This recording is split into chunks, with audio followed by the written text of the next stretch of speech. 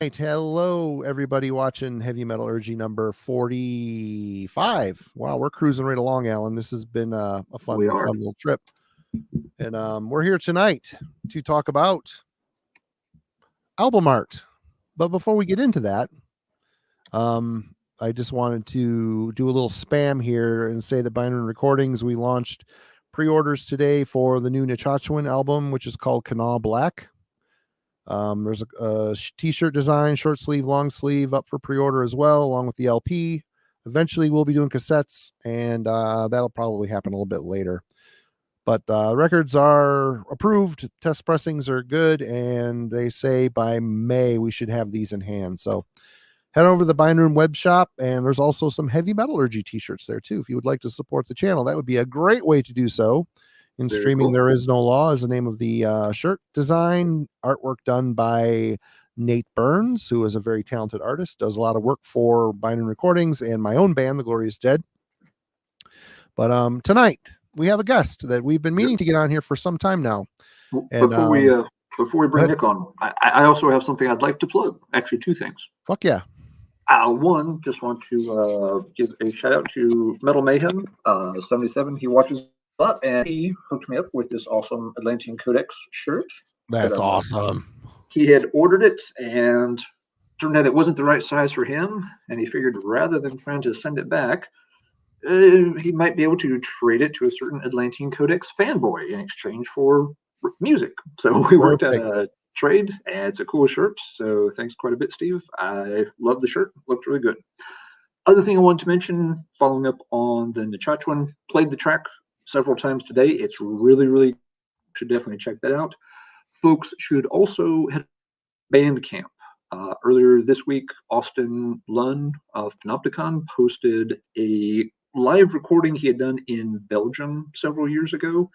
It's available now on Bandcamp for download. I think it's titled something like Live in Belgium Bootleg.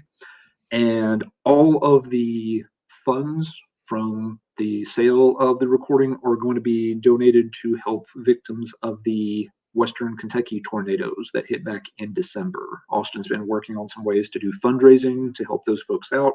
It's an area that's near and dear to his heart, of course. So yeah, go check it out. The download cost is only $5. That's nothing. If you can afford to kick in some extra, I would definitely encourage that.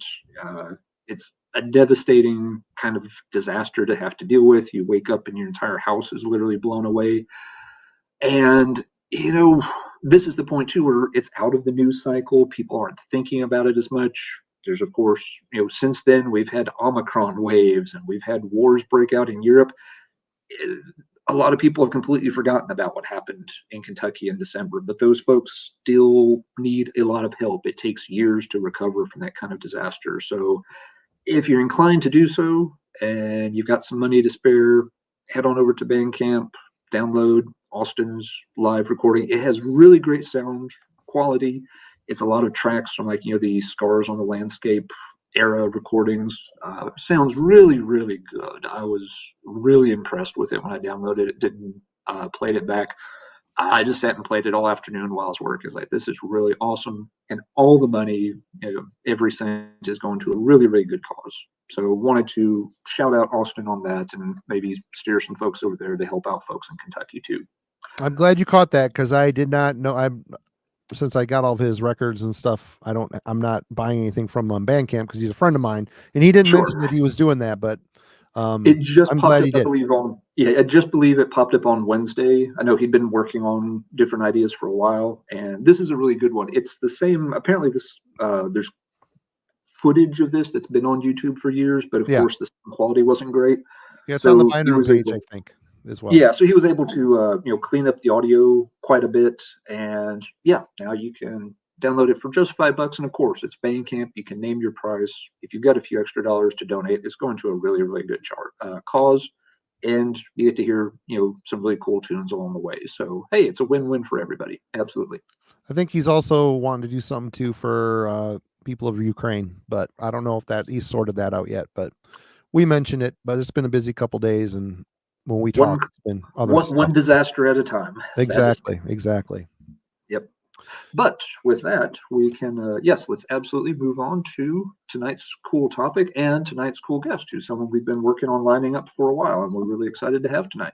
Yep. Necrotic Nick from the channel Thralls of Metal. Hello, sir. How's it going? You guys think I'm cool? That's pretty awesome. You're cool. You're pretty cool. We're cool. Okay.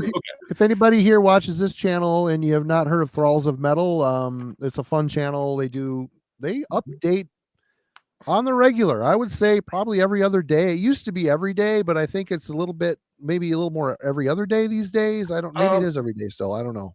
It just depends on what all comes out. Like I'm a metal obsessed maniac, and I have something to talk about. I probably will, but yeah, pretty much I would say almost every day. Like there's just something I probably record it, and we try to cover as many reviews as possible in terms of new releases, rankings, etc. It's been a lot of fun. I thoroughly enjoy doing this. This is just, I don't know, an awesome outlet. It's addictive for sure. I mean, if one thing, it's addictive. Yes. It's a fun channel. And Nick, you don't do the whole channel by yourself. You've got cohorts that are helping you out with it, right? Yep. I have a crew of misfits. And we pretty much just get together, and we kind of all have separate wheelhouses in terms of what we listen to, but there's plenty of intersecting lines in terms of stuff. And I mean, if anything, I think it's got everyone to kind of like listen to different stuff. Like there's stuff that I wouldn't have listened to if it wasn't courtesy of Shred or John or Ren or Miller. We're constantly throwing new stuff at each other, and I think it's really cool. It just kind of keeps everything fresh. Mm-hmm. Yeah, you've been doing some appearances on other things here and there too. You were just did a deep dive with Jeff over at Metal Madness 66. Was that last week or the week before? That was last Saturday, and we went over all of Killing Joke, which was an absolute joy. I absolutely love that band. That don't necessarily fit in metal, but they don't necessarily fit anywhere, and that's kind of the appeal of that band for me. They do exactly what they want, and they are very strange, but I absolutely love them. Yeah, they're one of those bands that seem to have, even though you're right, they're not metal, they definitely seem to have a lot of appeal to heavy metal fans, though. They definitely they draw heavily on a heavy metal audience, at least from certain albums. The industrial fans, the kind of like hardcore and punk fans, like the ones that still talk to us metalheads. It's like, I mean, this is cool too. I don't like everything you listen to, though. I was like, oh well, you don't have to. Right. Exactly. Yeah, I got to listen to a little bit of y'all's deep dive last weekend, and y'all were doing a great job with it. It's very interesting. Absolutely. Yep. Thank you. So definitely check out Metal Madness 66 as well. And Nick, we typically have the guests choose the topic if we can all come to agreement on it, and you chose. What'd you choose? I wanted to talk about metal art, and this is something I've been wanting to do, kind of on my own too, on my channel, but it's like, it's better when you get to talk to someone else about it, because metal is one of those genres where it is very art centric, like especially when it comes down to album covers. Like we were just briefly talking before this, how you think about a lot of other genres of music, like, country, pop, and rap to some degree too, like hip hop. It's generally more focused on the artist himself. Like, it's a picture of them and a logo and, something or other like that. Where in metal, it's generally just a giant piece of art on the front, and the band's image is kind of like secondary to like what really grabs you. They don't really put that on the front. Maybe that's on the back of the inside panel, but on the front you want something that grabs the eye. And it's kind of spawned its own little subset of just artwork, because there are tons of artists and like legit really awesome artists that do mostly just album art. And I figured this was a great chance to actually talk about a lot of old school ones that are still kicking, still doing some stuff, some landmark album covers, some current ones maybe too, and then maybe some examples of where the art doesn't necessarily work out all that well, because you're gonna miss every now and then. In full transparency, I had all day to prepare for this and all week to think about it, and been a busy day, and a friend came over and I drank some beer. And full transparency, I am not as prepared as Nick is. So I am steering the ship. I am over prepared. Like I went ham in this. I was dancing around my collection. Like, ooh, this one's cool. Ooh, this one's cool. Ooh, I even picked out some ones like I didn't even know he did this one. Holy shit, that's even cooler now. Mm-hmm. So yeah, I don't know. Like, how do we rudder this one? Should we just go into individual artists? Time frame? I think we should just go individual artists, take turns. I mean, I think, you and I talked a minute beforehand. You and I have some very similar people we pulled, but it is worth noting how you kind of touched on this, but it's very important. Artwork is very important when it comes to our style of music. Yeah. It could make or break. I said in the description, it can make or break an album. If you're flipping through a record shelves, if the album is if it's an album that's killer looking cover, you're going to grab it. If it's a really stupid cover, you're probably not going to touch it. It could be the best music ever, but it's, humans are very visual creatures, and there's some bands that just don't get it, and there's some bands that just miss the mark every time. And if it wasn't for the internet, I think their sales would probably be a lot worse, to be honest.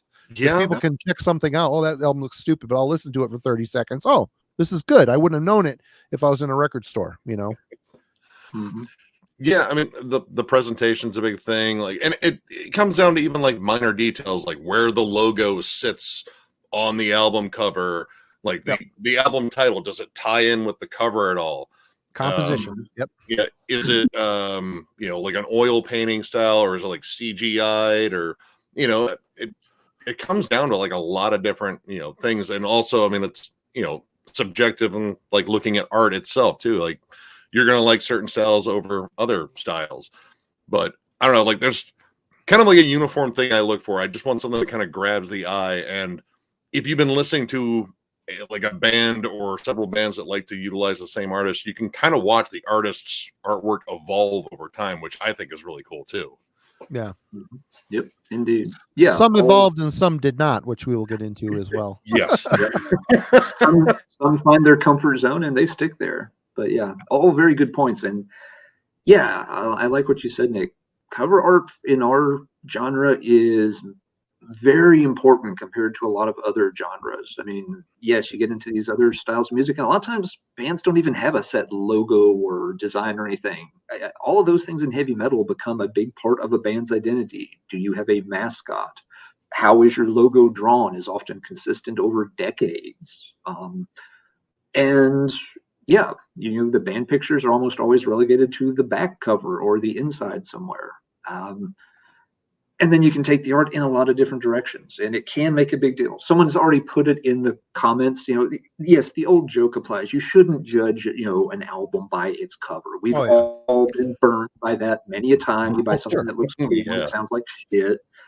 And as Marty, as you said, some bands succeed despite their cover art. I'm thinking of a certain, German pumpkin themed band, and a certain German band that put just, horrible things on the cover of every album they ever made.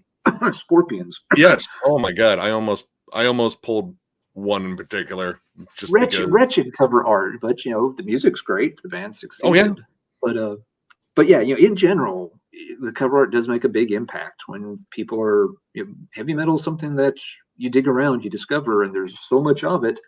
Something has to help you make that decision on whether to pick it up and look at it, or click the button and listen to it. And that cover is often what's going to do it. If it's a striking image that people think is interesting, there's a much better chance your band is going to get checked out by a larger number of people. And maybe it shouldn't be that way, but that very much is how it's going to work. You got to give Scorpions credit though. Their artwork always had the what the fuck what the fuck is going on factor going on. Like, was it animal magnetism? Yeah. What the hell? What the hell is that insinuating? I don't know. I think we all know exactly what it's insinuating. I have ideas, but I don't know. Might involve peanut butter. I don't know. Love at First Sting. That's a pretty good cover. I always like that as a younger youth. Little side boob is always good. Yeah. But other than that, other covers, Love Drive. What the hell? Sticky titty. That's what I always call it. Very, very weird. Yeah. The less said about Virgin Killer, the better. Oh, God, The man. original Taken by Force cover was controversial. Most in the U.S. version is just kind of a black cover with band pictures, but the That's the original one I European have. one, I forget what the controversy was. It's pictures in a cemetery or Yep. something, but Kids playing like guns in a cemetery, like a memorial cemetery, like a war yeah, memorial. it's like a memorial, like a World War II memorial kind of scene. I mean, Entrance had a full-on just tit out. They had to edit that one out. Woman straddles guitar. Yep. We get it. But it's not sexual at all. She just likes the guitar. Come on, guys. Simon brings up a point here that I want to touch on, and it comes full circle when you know the sound of a band by the cover. You know what Seagrave bands sound like by the look. That it ended up being kind of true, but let's be honest.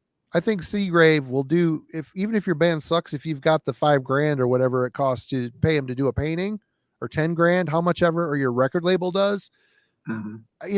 That's one of those things that you kind of got to be careful on, because let's look at Ed Repka. That guy is still churning out. You go look up thrash metal on thrash metal CDs in eBay, and there is 1 million Brazilian thrash metal bands that are still coming out these days that are still have Ed Repka art, and they still look exactly like the shit he's been doing for the last 30-40 years. So it all depends. There might have been a day where, this artwork looks like this, I know what the band's going to sound like. Nowadays, it all depends on who's got the money. If you got the money, your album could suck. It could be Creed. It could be a Creed album or a Nickelback album. And if it's got, Dan Seagrave artwork on it, because the record label had the money. I don't know if Dan would say, no, I can't do a Nickelback album, or if he would take the money. It's hard to say, but Maybe I think y'all know what I'm trying to say here. Oh yeah, don't worry, Nubelheim, it's coming. I got my stack. I'm getting my Tiger Woods 9-iron out or whatever. I'm getting ready to tee off. But anyway, the audience knows where this is going. First, there you go. All right, let me stretch it out. Okay, warm it up in the bullpen. It's like Alan with his Carcass album debacle. But anyway, that's not the cover. That's the entire booklet. But that's the whole thing. Well, still, it's all part. It's all part of it. But anyway, Nick, why don't you start us off on this journey? Where do you want to go with this? Well, honestly, since someone brought up Seagrave and then essentially judging what's going to be in that album, courtesy of who did the art. Well, Seagrave has an interesting, evolution, and I'll start off with a very early Seagrave album cover. This is Lawnmower Death's, what is it? Return of the Fabulous Metal Bozo Clowns. Now, that, believe it or not, is Seagrave art, and it looks unlike anything you would associate with Seagrave these days, but this is some of his earliest stuff. And most of the time you associate Seagrave with death metal. This was a goofy crossover thrash metal band. There are 22 tracks of just kind of dopey crossover. It's fun. But looking at this art, it's not very Seagrave. But you go on like a couple of years and he starts getting into this biomechanical sort of style, and you got Hydrovane, was it After the Dream? It's a speed metal band. And this is his more biomechanical style. I'm trying to get a good picture there. A little bit of glare. But you see way more ornate stuff. He gets kind of cybernetic. And this is getting a little bit more dark and sinister now. So change the style a little bit. And then you get a little bit more on like Desecrator, which, this pretty decent old school death metal one-off. We just did a retro review of it. But I always like this cover. It's just kind of twisted, mechanical. It's like some hellish version of the Terminator trapped in sticky. And it looks very reminiscent of Altars of Madness, which is another iconic cover. Yep. And then, still kind of biomechanical, but we're still getting into his more legendary covers with Effigy of the Forgotten. Jonathan's kind of right. Maybe we should take the artwork out of the Geo case because there's a glare. Okay. People can't. All right. Sorry. Here we go. Wouldn't be a terrible idea. Sorry. There we go. Well, hopefully it's not too glossy on them. That better? There we go. That's a bit better. That's a little better. Yeah. That's a killer cover, by the way. Oh, I absolutely love this cover. You know, it still has this biomechanical flair, but it looks a little bit more organic. And I love the color scheme on it, the greens and kind of flesh tones on it. And I don't even know what the hell that thing is in the middle, but it's horrifying. And I love it for that. Yeah. So, yeah, his artwork kept evolving. And then, I mean, well, this one came before it, but I mean, you don't get much more iconic than Left Hand Path. No. You know, this is pretty much where he kind of found his style for a while. I love all the detail in this. The dripping ooze that stands out, rest and festering slime. I mean, he took the detail to a whole new level on this, and working in almost just one color there, like just shades of blue. It just looks absolutely creepy. I love the perception too. He got very scenic. I mean, he could tell he was very influenced by. Well, he's English, isn't he? I mean, I think I saw a thing on him saying he was very influenced by like the old architecture around him and like woodland scenes when he'd go for walks, and that really is part of like that album cover there. It looks almost like a Swedish or Norwegian forest, but with a a slime oozing tombstone in the middle of it. It's totally killer. Actually, other than that, exactly like a Norwegian forest. Well, I believe this is actually based in a real place, like very loosely. Like it was a place he walked along, like a scenic, like sort of ravine, a bridge over the ravine, and he kind of looked at it, and there was like a little bit of a path there, and he kind of used that as inspiration and sort of built this creepy stuff around it. And I mean, this is probably why it looks kind of realistic in a sense, because it was actually based on a real place that he walked by all the time, and that was the inspiration. But yeah, he's still cranking out loads of stuff. Like you can find Seagrave everywhere. I mean, Memoriam album covers, all of them. Yep, I skipped over that when I went for one that was a little bit more obscure with Insidious Disease After Death, which I just think is a fucking fantastic cover. It very obituary sounding death metal, and that seems absolutely appropriate with the album cover. And it's like this monolith to the dead. Like, you know, if there was more Egyptian stuff, it could have been a Nile cover. Is I have to question on that. Is that album still have Mark Grieva?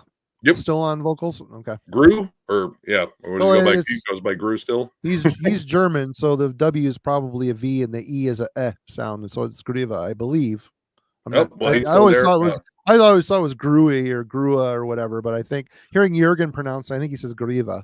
But I know Salanaz is still on guitars from Dimmenborger, and honestly, I prefer this over most of Dimmenborger stuff here lately. But yeah, another solid cover from him, and again, he kind of finds like one color to center around and kind of builds out from there. And a lot of them do that. Necrolord really does that as well. Yeah. Yep. And then I picked out another obscure one, but it kind of shows what he used to do, like the old biomechanical stuff, but again, more of his modern style with rudes, remnants, like a crashed derelict ship in a cave, and kind of a combination of like a little bit of the Left Hand Path sort of stuff. Like this looks like it could be a real place, except there's a giant alien ship in there. And it has a little bit of that, you know, sort of biomechanical fucking pattern to the ship on it. And again, just awesome color schemes. Yeah, the colors on Seagrave's art always stand out really nicely. Even when he's working mostly in one basic color, you know, there's enough different hues to really highlight everything. It's very easy to see all the details that he's adding in. And as much as I like Seagrave stuff, sometimes he kind of just throws out some very similar stuff towards bands. Like these are cool. I like these. They're very like geometric. They're not typical death metal stuff. It's, you know, a little bit more cosmic, spacey, kind of sci-fi-ish. But he has a lot of covers like this. It's the ones where I think he puts more detail in it. Like there's a theme to it versus this is just something cool and spacey looking. But yeah, that looks more like a bit of his B-roll, like shit he had laying around. Because I mean, especially the one you're holding there in your right hand, that does not have a lot of detail to it. Yeah, I mean, you got pretty much the color scheme and whatever's floating in the whatever. But I mean, it's cool. It's striking. The color scheme's good. Logo fits in well with it, and you know, same thing with this one. It's something spacey again, but there's a lot of this, and I think it's all good. It's just some of them kind of run into each other. But yeah, that kind of feels like the stuff that is, you know, stuff that he has lying around. Is like, yeah, I can slap a logo on there and, you know, still charge you the same amount. Or maybe they get that cheaper. Maybe it is like you're on this budget, I can put something together relatively fast for you, but it's not going to be the same. Throws out the portfolio and's like, yeah, that one. But, okay. Here's the sale binder. What do you want from this list? And Decrepit Birth is a band that pretty much, I think all their covers are all Seagrave stuff. Like I think you're right. Yeah. The ones I have are that. Yeah. Yeah. But yeah, I figured, that was a good place to start because that was like kind of a cool one to go through, like just going through all of Seagrave stuff. And I mean, I left out a lot because if you're a metalhead, you own Seagrave art. That's just pretty much it. Oh yeah. Suffocation covers, Morbid Angel covers. I mean, he's done Nocturnus covers. Nocturnus. Oh, the Nocturnus ones are awesome. I thought about bringing out that one for the biomechanical. The key is such a detailed masterpiece. That album cover is so cool. Yeah. It fits that whole biomechanical. Yeah. It fits that whole biomechanical theme that you've pointed out, Nick, that is very much a part of his work. And the cosmic sci-fi stuff. And like I kind of like that he kind of goes all over the place. There's sci-fi related, horror, definitely a lot of Lovecraftian stuff. It's just kind of interesting. Then you get just the weird geometric shape stuff, which while it does seem generic and you do see it a ton on, like, again, a lot of bands, it still looks good. It's still striking. It still pops and catches the eye. And you're kind of just looking at it wondering, like, well, I don't even know what the hell that is, but it's cool. Yeah. Okay. Alan, take a stab at this. No, we're good. We're good. But no, that's an excellent one to start with, Nick. As you said, it's something everyone knows. You see a lot of his art, but yeah, there's a lot of it out there that people haven't necessarily seen. The one I chose to start with kind of comes at things from a similar angle. There's a lot of fantasy, a lot of science fiction. He's done a reasonable number of covers, nothing as extensive as Seagrave's catalog, but he's done a ton of art for other mediums. And the one I've picked to start with is Michael Whalen. And apologies if I mispronounce names on artists. Names are not always my strong suit, but Michael Whalen's very renowned science fiction fantasy artist. He's in like their version of the Hall of Fame. He's won multiple Hugo Awards, which are given every year for like the best output in science fiction and fantasy media, whether it's artwork, short stories, etc. Some of the cover art he's done, he's probably best known for this one. Let's flip over to that first. He's probably best known for this piece, Obituaries, Cause of Death. I'll do my best. That exact same one. Yep. And the story on this one, of course, famously is that it was meant to be the cover for Sepultura's Beyond the Remains, but the folks at Roadrunner, when they got the Obituary demo, thought this cover art fit the Obituary album much better. So they gave this piece of art to Obituary, ended up giving a different piece of Whalen art to Sepultura, which the guys at Sepultura apparently were a bit bummed about at first, but in the long run, it worked out pretty well for everyone. I've seen that artwork on a H.P. Lovecraft book. Was it this book? Yep. Or was it maybe this book? Because this has. Oh shit! Yeah. Actually, I have something to tie in with that second book you showed too. Okay, cool. But yeah, Whalen, again, tons of fantasy illustrations. His work's on the cover of, last I checked, about 350 different book covers. So again, the man's a monster in those media. But he has, contributed to other stuff too. He did the artwork for a Magic the Gathering card one time. I was going to show it, but it's a rare older promo card I do not have, so womp womp. But one of the bands that what I always associate him with the most is Keira Thundel. That he's always done the artwork for these guys.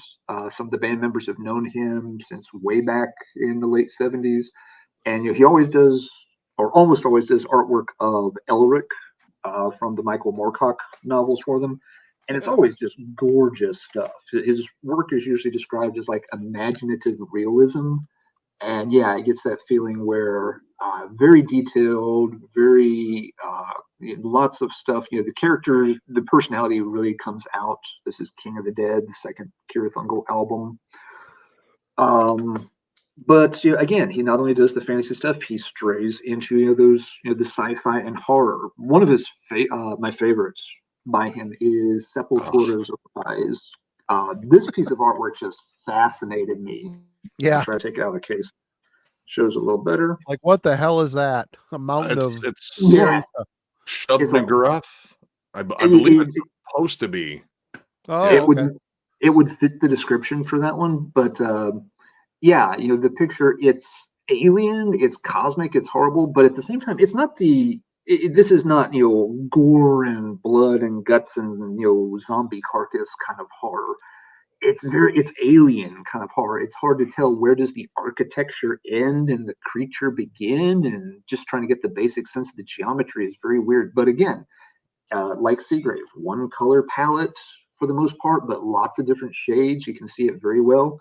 Yeah, I can remember sitting in class in high school trying to sketch stuff just based on looking at this, and I would try to come up with my own little weird creature creations all over my notebooks. Same. Just from seeing this was one cover art. Really fantastic stuff. Whalen did other stuff too. He's done cover art for more popular media. Some folks will know this album, this second Bat Out of Hell installment. This and all the artwork in it is also Michael Whelan, including same clip that was part of that image from the so you get it on the screen over here, from the same obituary piece of artwork. Yep. Shows up in a Meatloaf booklet. And Demolition Hammer. Did the cover for Demolition Hammer too. I don't have a physical copy of that one. Yep. And he's still active. He has done the Canadian epic metal band Smolder. Their cover art is by Michael Whelan. He's done the recent releases by Keira Thundel. He still works with those guys and still does artwork for them. So very accomplished artist, great style, and while not the most extensive catalog of heavy metal album covers, the ones that he's done tend to be very striking and very iconic. Keira Thundel is one of the I think it's one of only two bands, looking around. Yeah, it's only one of two bands that I've got more than one piece of art on my walls. And for Keira Thundel, I have at the moment 3. So that right away tells you I like the guy a lot, and that's why I wanted to start off with him tonight. He did the most recent Eval release, and to tie in the whole recycled but awesome artwork. This album by The Mist, Brazilian thrash metal band. Yeah, a lot of that stuff should look pretty damn familiar. But I mean, if they said, well, yeah, you can use it, it's like, we can? That's fucking sweet. Okay, we'll take it. Yeah. Because I mean, I don't even know what's going on there. It's an absolute nightmare of images, but it's really cool. Yep. Oh, there we go. And sorry. That's one of the things a lot of these pieces of artwork were sort of geeking out about do that very thing, Nick. When you look at it, you don't know exactly what's going on, and it lets your imagination start to work. What is that thing on the Sepultura cover? Where is that path on the Entombed cover leading to? Why is there ooze dripping out of this thing? They get you thinking. They get the creative juices flowing a bit, rather than just looking and be like, oh, look, it's a picture of a guy in a cowboy hat. Country album. Yeah. Yeehaw. Jim McGraw and his heavy bullshit fucking whatever. Got to pick up in the guitar. I think I know where this is going. There's not a whole lot left to the imagination. Yeah, you can start to associate the music with the image too. Like that, it's not just a sound anymore. There's an image that is implanted in your head. And again, it's not some fucking jackass with a fucking cowboy hat on, which is really cool. Good call, Aaron. That's always a safe bet. I'm sure we'll see a few of those in some artwork tonight before we're done too. If we're lucky.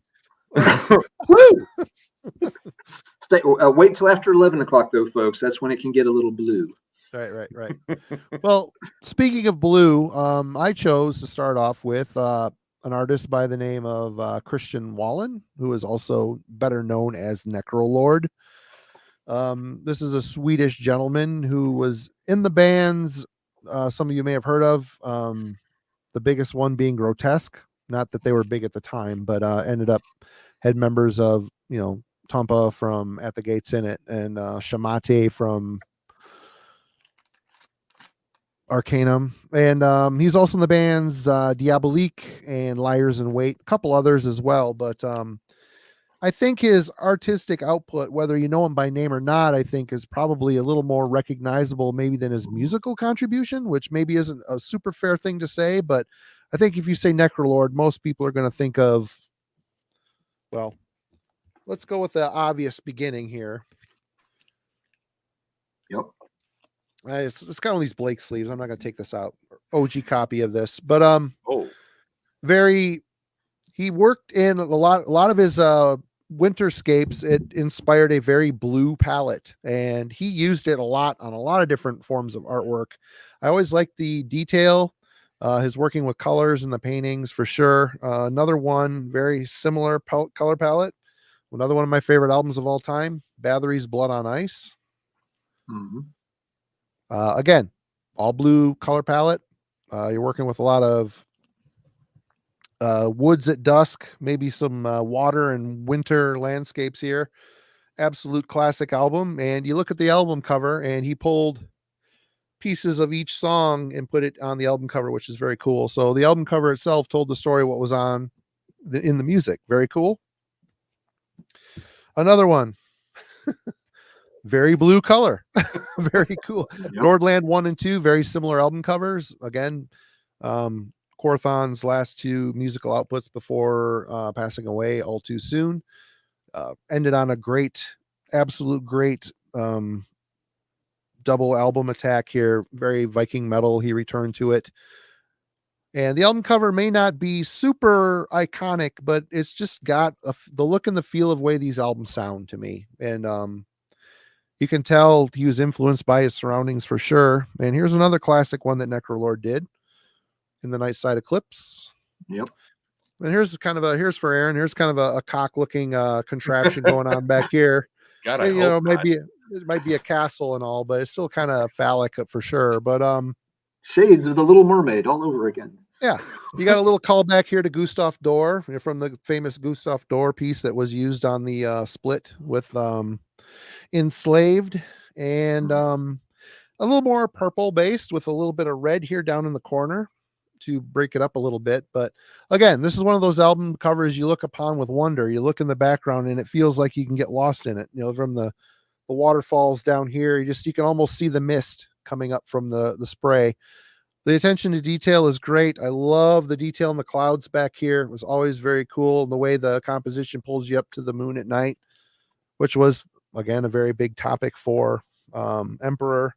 The night sky, of course. And here's one. I don't necessarily love this album cover, but again, it's very much blues, purples, and white. Another Winter. This is Winter Sun's first album. It's just called Winter Sun, I believe. Yep. And again, he had very much a strong color palette, but yet a different color here to draw your eye away from it as well. You got the dude down here in the snow. But yeah, and then he's still. You look up his name, and you look up the artwork he's done. He's still cranking it out. Here's two more modern releases. This is Blut aus Nord Saturnian Poetry. This is more of a yellow color scheme, yellows, tans, browns, more of an earthy palette. And again, you stand there and it almost looks like you're overlooking a fjord, going into a fjord there, a river that goes and just past those mountains. There's a big fjord, but I love this artwork. It's just, it sucks you in and it makes you a part of the music. If you're sitting there, I wish I had this on record. This is actually, I think Blut aus Nord's most Norwegian sounding album, even though they're not a Norwegian band. You could tell that what they're going for. I think Necrolord kind of sized up nicely. And again, you got the way he drew clouds were just very, very cool. A lot of detail and a lot of movement there's just a lot of movement. Your eye just kind of, there's the composition here. It takes you into the valley and that river cutting through the mountains is very, very cool. And lastly, what's that? Go ahead. Mist hanging over it too. I really like that. Absolutely. Very cool. It's really, really impressive work. And this one, necessarily is. I picked it because it's a newer album. This is Mark of the Necrogram by Necrophobic. Again, it's just kind of a iconic image plunked in the middle with a reds and black variation color palette.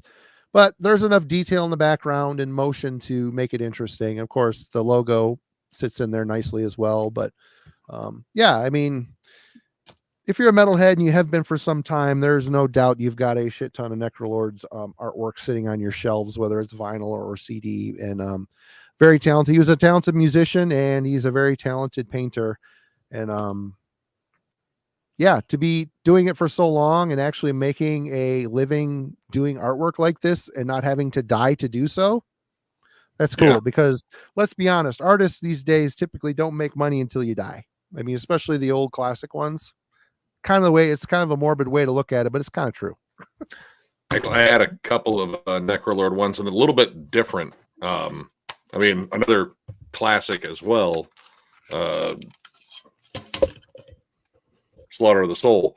Oh yeah, and just to show like him doing something very different again, kind of mechanical, but at the same time, everything kind of looks like it's sort of engraved on wood, which I really like that overall look on it. And there's still like the steam, and I don't know what's going on entirely in there, but it's just a really interesting piece. It's always kind of drawn my eye, and the fact that he's working in something other than blue, because blue is definitely kind of his thing. And then, I mean, to go completely opposite of blue would be Black Dahlia Murders Nightbringers, which is fiercely red. In fact, just red and black.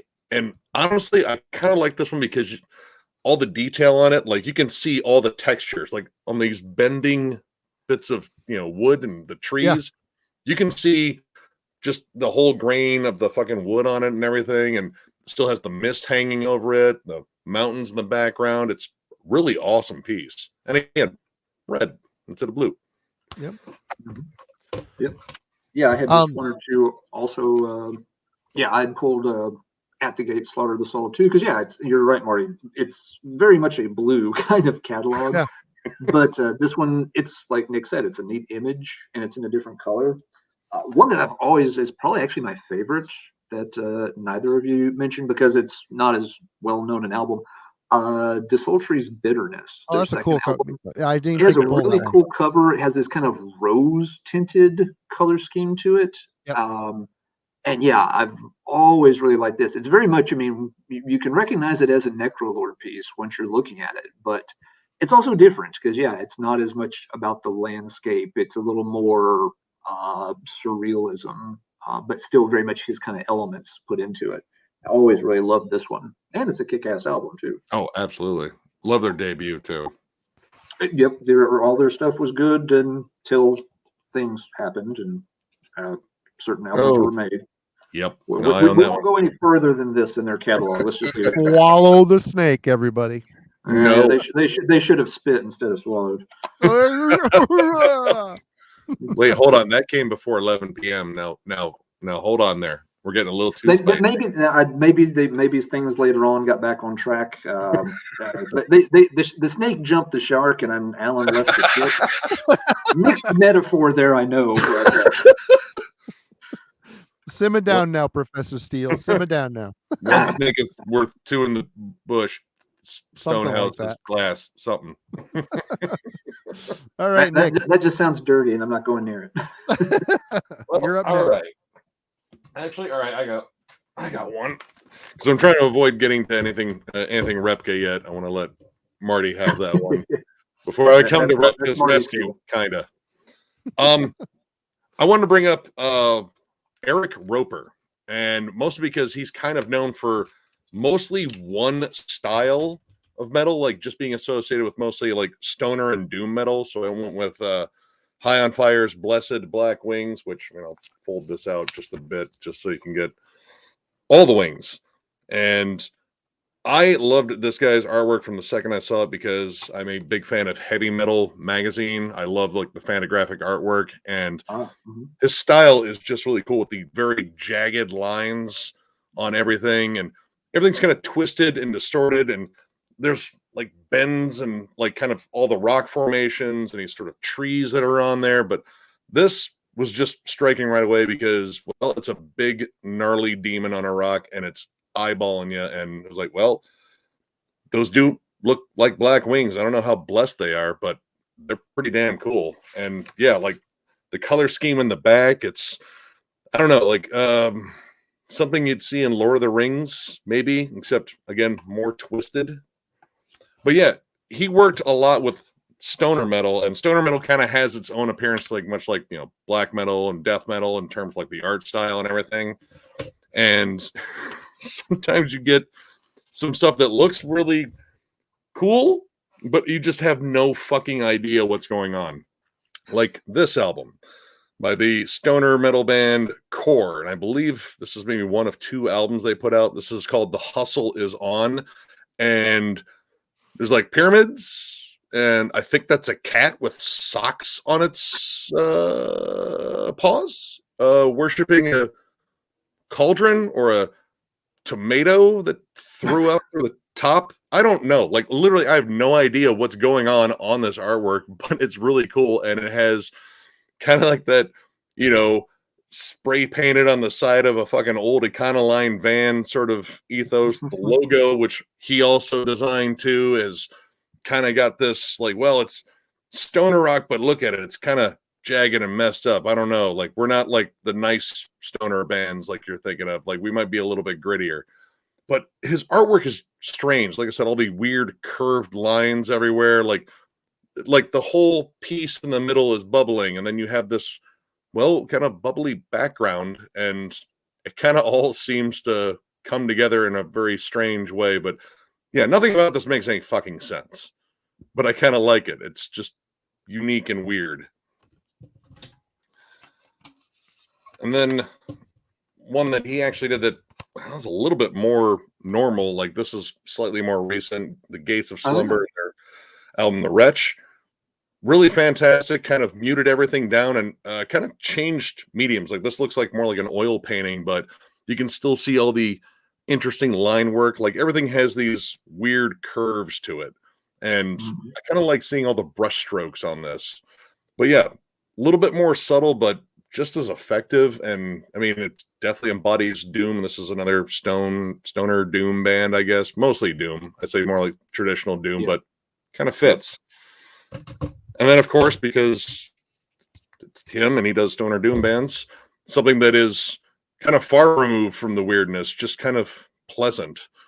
Again, kind of like that heavy metal fantagraphic artwork. This is Windhand and what was this one? Grief's Infernal Flower. Yep. And its little penis tower back there, right there. Penis, that is way more phallic than yours. Like yours look dangerous. This one, it's going to go in smooth. Trust me. But yeah, and if not, we got old Stubby here in the back, so yeah. You know, watch it.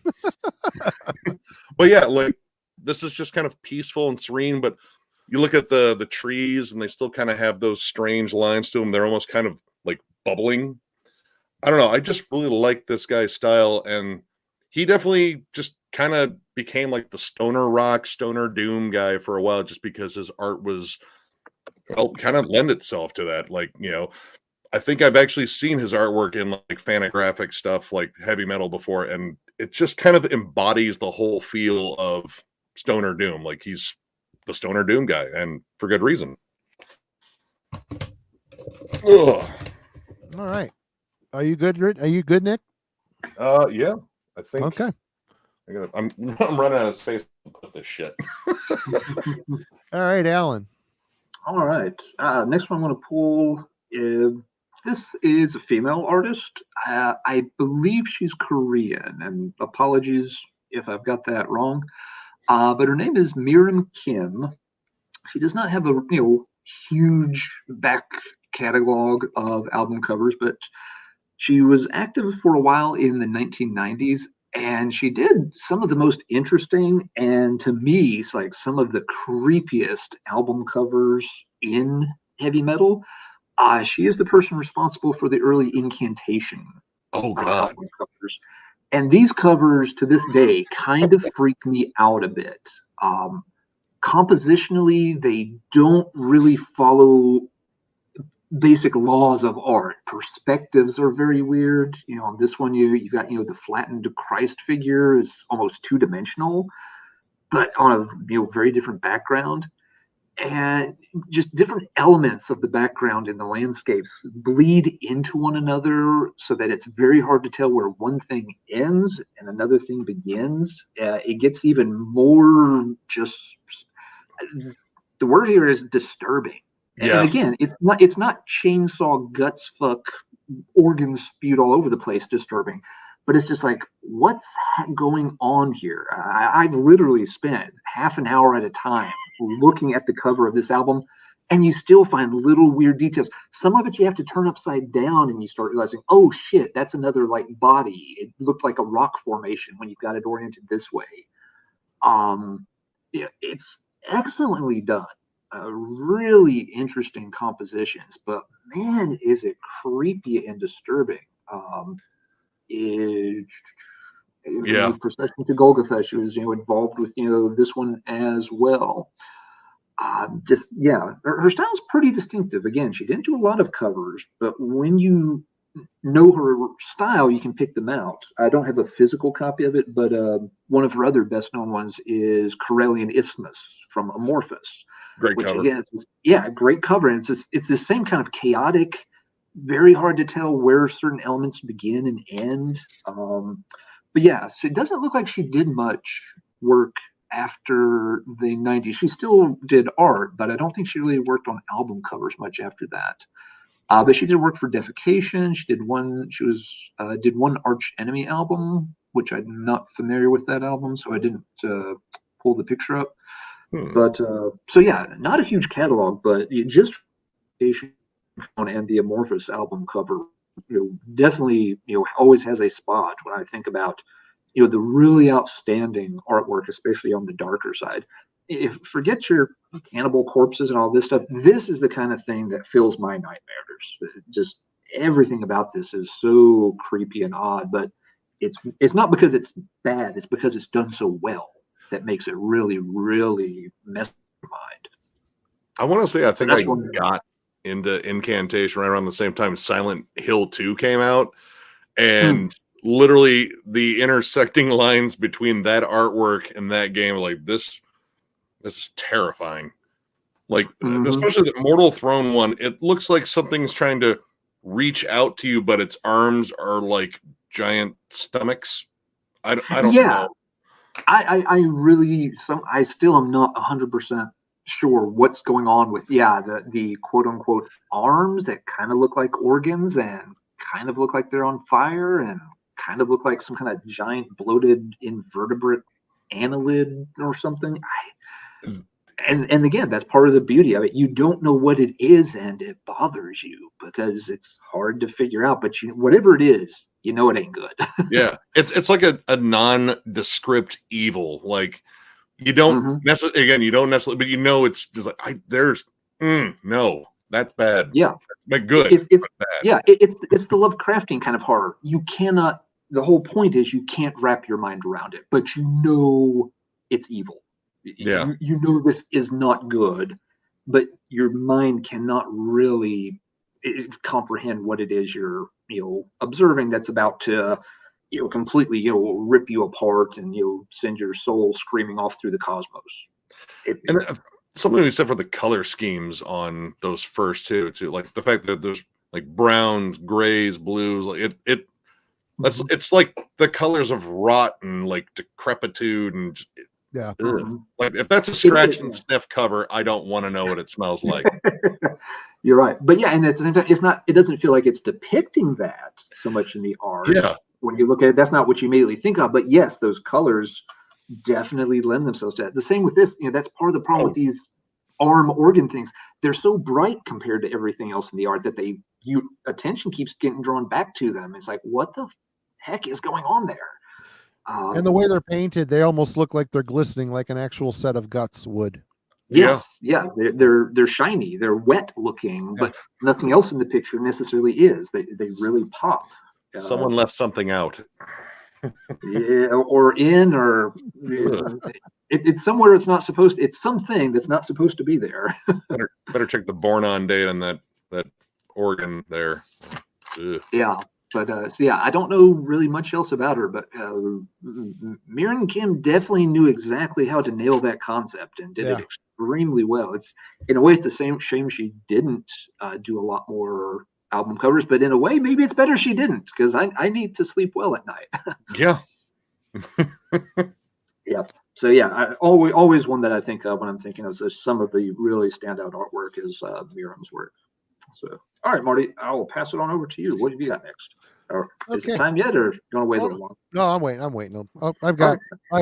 I've been realizing some artists and been pulling as we've been going here. But okay. This guy's a big deal for me, because my teenage years, his art was adorning albums that I've listened to a million times, and I've stared endlessly at his artwork for ever. And the artist is Philip Lavera, I want to say. He was used quite widely during the Noise International Noise Records years, and is very popular for his creator. I mean, look at that. That is just, it almost looks like fantasy art as well. Horror/fantasy art. Yeah. Oh, that fucking cover rolls. Mm-hmm. This is iconic. I've always thought this is a very iconic picture. I always want a shirt with just this, but I can never find one that looked quite right. Very similar to Michael Whalen, except more bold line work, I think. Yep. Oh, yeah. This one's classic, of course. Mm-hmm. Of course, you got the penis rock back there, too. You know, you have to have a phallic stone column in the background to, you know, if this purple penis guy, purple engorged penis purple guy doesn't get you, that cock rock in the back will get you for sure. I was gonna say we need like a stat counter for every time there's like a fucking phallic shape something. It's the drinking game for the night. I mean, you look at this album cover, you know what every time you see it. Every time you see a phallic symbol, take a shot. Wait, no, that sounded really wrong. No, scratch that. We'll edit that out post. This is a very excellent example of motion in artwork. I mean, the clouds are all pointing down to the focal point of the album cover, and it's this demon guy going after the skull dude. It's just a very well composed piece. Love that cover. And of course, the ever classic Emperor's Return. Mm-hmm.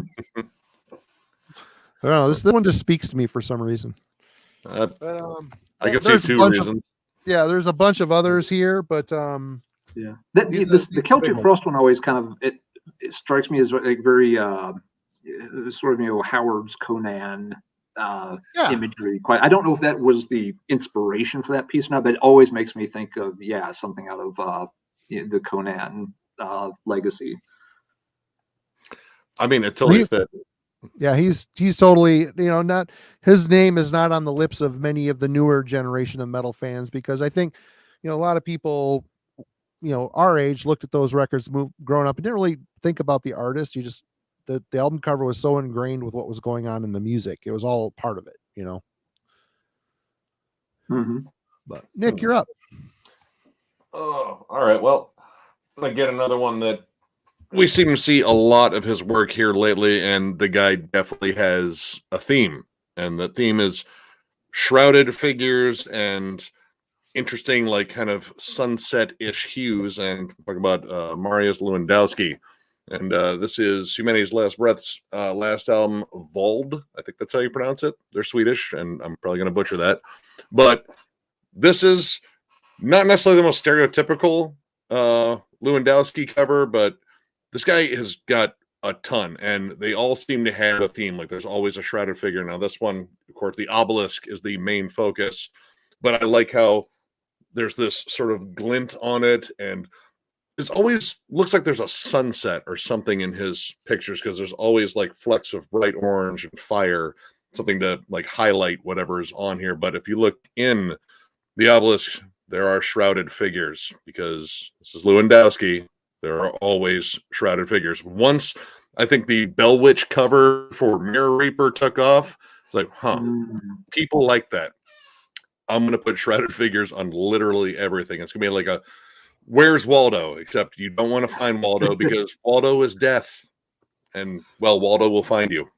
That guy got real popular too. So many bands Dude. started using his art to the point where it kind of, I mean, he's got such a distinctive style. It almost looks like it's all the same band. Yeah. And the color schemes are almost the same on each one. Like this one, a little bit brighter, a little bit more orange, but Psychroptic, this is their most recent album. Absolute banger. And, well, you think, yeah, they kind of forego the shrouded figures this time. Nope. They're kind of just blended in the smoke. If you look closely, there's always shrouded figures with Lewandowski. But I kind of like this one because it is a little bit brighter than most of his, and how everything is sort of highlighted, like the muscles on whatever that thing is. It almost kind of looks like clouds, like sunset. Like, you know, the sun's just below them, highlighting the underside of the clouds, but it's actually a giant faceless thing. You know, it's big, but yeah, I don't know. I kind of just like this style, but again, this guy's album art is everywhere now, and the fact that he has this repeating theme, yeah, it gets a little bit much.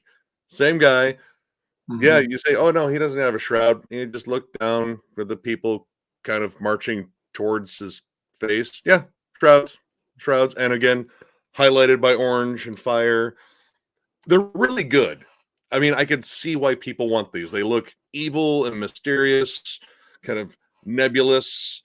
You know, there's occasional other things that he kind of incorporates in there. Like this one has a sword instead of just shrouded figures, but of course there's still shrouded figures. But I get the appeal, but I think this guy has become kind of oversaturated. And there's definitely like a lot of artists out right now that their cover artwork is everywhere. I'm pretty sure at some point we'll probably bring up around Cantor, which that dude is literally everywhere, but he's really good, and he kind of varies up his style a lot just in terms of the stuff he paints. Like you can definitely tell it's him, but in terms of the things he paints, they feel like they're more catered towards the band. This just feels like this was in my portfolio and it's cool. And hey, look, shredded figures. Did you like those? We like those here. So yeah. Yep. And just in case, one more shrouded figure. It's same color palette too, man. I don't know. Well, there's a little bit of grayish brown there, but yeah, no. Okay, That's a little bit different, but not much. It had to be a little gray cloud over here. This is Mirror Reaper from a different angle, but you know, it's cool. It's mysterious. It's dark. It kind of embodies, you know, the feel of a kind of a dark atmospheric band, and Abigail Williams is really, really good at that sound. But again, I like this guy's artwork. Like there's so much detail in it. Like you can see all the individual brush strokes and how kind of like hazy and foggy everything is. I just like that sort of aesthetic, but it's kind of oversaturated, and he kind of has one thing that he does kind of in every piece, but he does it well, so I can't bit too much. What's the style? He has a very distinct style. You know, I would like to see him paint something other than shrouded figures, like just one cover with not a single shrouded figure at all. Maybe like a phallic rock outcropping, maybe. Oh shit! Well, no, hold on. Top of his head, it's kind of domish. Kinda. Yeah. All right. Kinda. I mean, almost a pass. The hilt in that sword, though. I mean, if we're being imaginative and adventurous, desperate. Yeah. I mean, there's a saying that anything's a dildo if you're brave enough. If I've said it once, I've said it 100 times. Helen, you're up. Yeah, shrouds are definitely metal. Imagine if Rob Halford had just put on like some kind of big shrouded monk's cloak instead of, you know, the leather jacket for, you know, Hellbent for Leather. We'd all be walking around in big hooded shrouded coats all the time. Think about it. Maybe we would. Yeah, we would. Yep. Yeah. All right. Wait, would the shroud have like studs on it though, like metal studs? I feel like that's a good question. We can go with that. I like that. That's a nice way to kind of update the shroud look to the late 20th century. So do that. We'll make that work. Our era is too preoccupied with masks and things made of bones and you know, Yeah. Bones and masks, artsy craftsy stuff. Hey, it's not like an Etsy commercial. I was just gonna say that it has to be an metal Etsy is reference metal right is now. metal has become an Etsy commercial. the All the the morbid masks, version of yeah. Etsy.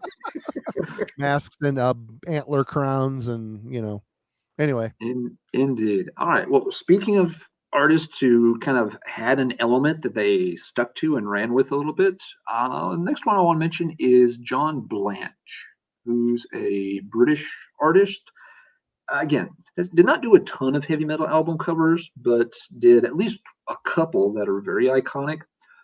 He's very well known for his work in like fantasy role-playing game stuff, which is one of the sort of metal adjacent things we haven't mentioned tonight. We've mentioned science fiction and novels and stuff. Role-playing games, D&D artwork and stuff like that, there's a strong overlap there with heavy metal imagery as well. And Blanche, if I remember right, actually was one of the bigger higher ups in the art department at Games Workshop in the late 80s. He worked, a lot of his stuff showed up in White Dwarf, the magazine that, of course, kind of helped launch Warhammer and Games Workshop a lot. So you kind of know what to expect. The one that got me interested in him and think about it is one of the covers that Marty and I have mentioned a lot, is one of our personal favorites, and is also one of the classic noise albums. It's Sabbath's History of a Time to Come. I've got the album. It's up on the wall. I'm not taking it down tonight. It's not that kind of thing, but it's an amazing piece of art. It's a classic image for sure. And it turns out Blanche really liked this apparently, because several of his other album covers have a very similar composition to them. For example, he did the cover for Cloven Hoof's Dominator album. Same kind of color palette with the red orange background, the big white haired androgynous figure in the center. His work is noted for having sort of elements of both goth and punk incorporated into it, which you can definitely get with the sort of mismatched asymmetric armors and things that they're wearing. But wait, if it worked twice, it probably is going to work a third time. He also did the artwork for Storm Witch's War of the Wizards. I don't have this one on physical copy, so I'm pulling up pictures. But again, very similar color palette, figure with the crazy white hair. He has a type. Looking, he's got a style that he went with. Another one that he did that's up there kind of with Sabbath in terms of popularity. I'm sorry, it's taking me a moment to pop some of these out, but he did Realms of Chaos artwork. Again, he was working with Games Workshop anyway, and again, a lot of that Warhammer artwork incorporated, yes, that futuristic sci-fi look, but would have these kind of dark gothic elements to it. It's all this big massive gothic architecture and stuff with the ships and everything. And yeah, sometimes a little bit of this punky vibe threaded in with it as well. So yeah, it didn't look like he did a lot of other covers. He did some for, I'm pulling up his list now, he did some with a band called Crystal Eyes in the 1990s. And he did one for Pariah, and that's about it, which is kind of surprising given how much artwork he did with Games Workshop and the whole Warhammer stuff. That stuff lends itself to heavy metal album covers quite a bit. So I don't know if he just didn't work a lot in this particular medium. He may have been doing a lot more with the miniature painting, sculpting kind of stuff. But regardless, came up with some very cool album covers. Even the Stormwitch, I've never heard the best things. I like some Stormwitch. This is one of the later ones, and they got pretty lightweight on their later albums. There are several times I've come this close to buying this album just because that cover art is so badass looking. But haven't pulled the trigger on that one yet. So John Blanche, white hair, red-orange background, cool looking, again, back into the sci-fi fantasy realms once more. All right. A lot of Aquanet in that hair. I'm pretty sure of it. It was the 80s. You could put everything you needed to make it stand up, whatever it took. All right. We can't really get through this without talking about one Michel Langevin. better known as Away, the drummer from the band Voivod. And his artwork has adorned every single album cover of theirs other than the Couture's. Couture's does not have any of his. It's like a band photo on there. Yeah. But you want to talk iconic? Excellent use of colors. Very imaginative, unique style. War and Pain is iconic album cover. This one is too.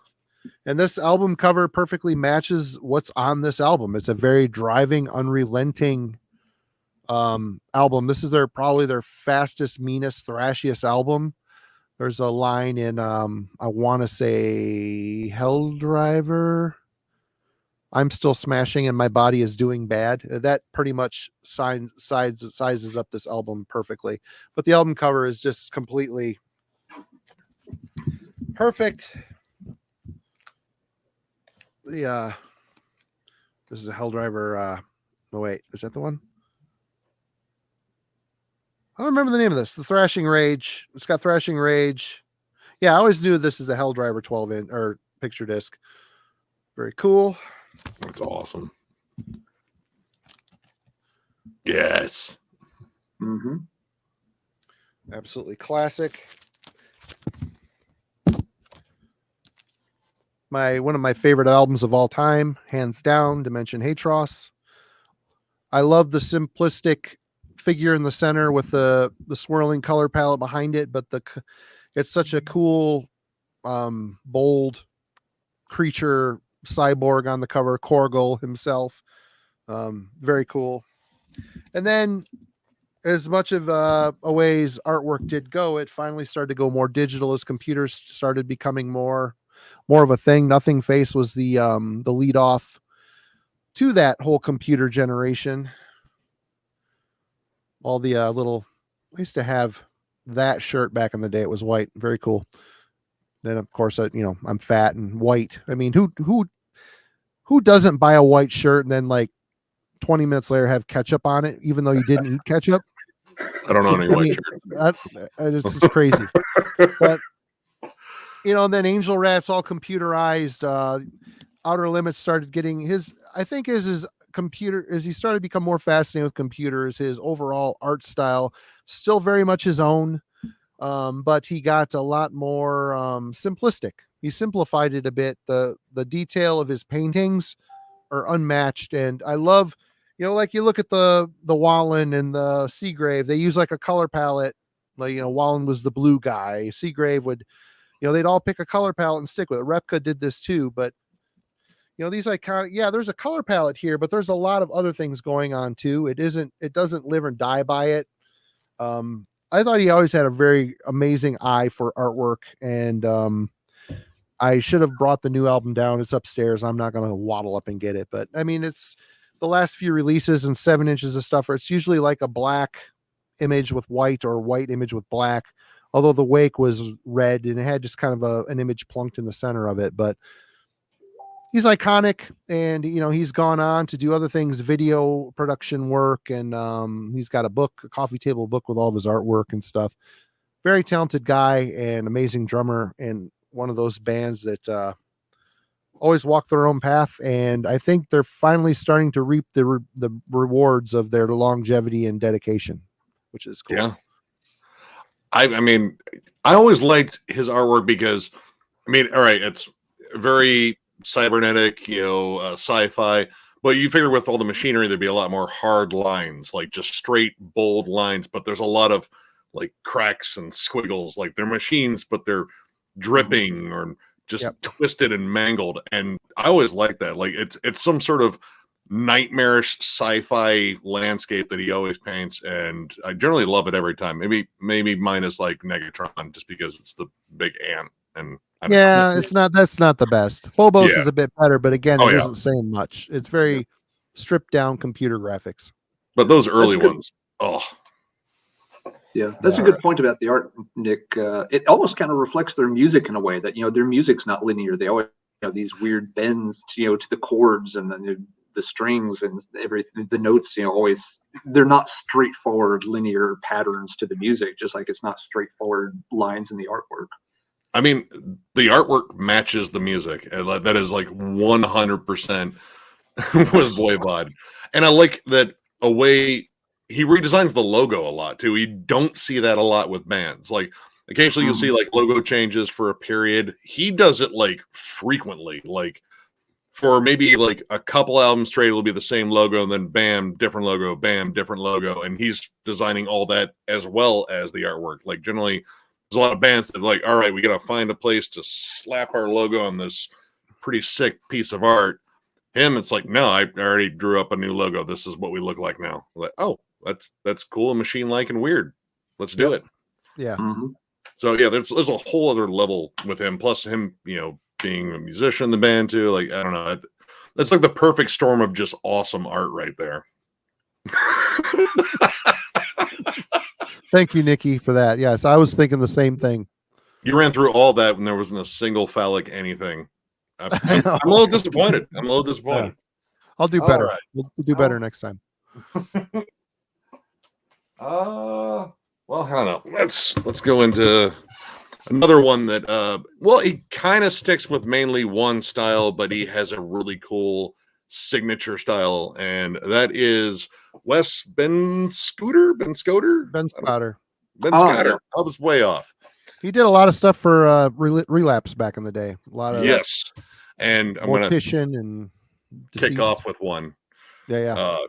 Black Seeds of Vengeance. I remember seeing this and just thinking, wow, that is just kind of rotten and foul. But again, he kind of matched up with what they were going for with the Egyptian theme. But there's always this thing of rotting and like kind of body horror with his album covers, and me being a rabid death metal fan and a giant horror freak, like, yeah, that almost always speaks to me. And this one was one that initially jumped out, but I mean, one of my personal favorites, and I'll take it out of here just so we get maybe a little bit, because it is a little dark, and I did want to bring up this band anyway. Bloodbath, Nightmares Made Flesh. There is something just so foul and sick. The fact that he's looking back up at you while his organs do whatever the fuck there's a face in his organs. Like, that is some twisted, dark detail. And the fact that there's like this kind of slimy sheen on his body, like there's a lot of detail on this, and it's extra detail just to make it more gross and disturbing. And I really like that. Plus, again, it's a very dark piece, but where it shines, like where that face is kind of tilted towards you, I don't know, it kind of just snaps you right back there. But yeah, I like how he just incorporates like small details in like objects and stuff in his artwork. And this one I've always thought was really cool. This is Legion of the Damned, and this was it Ravenous Plague?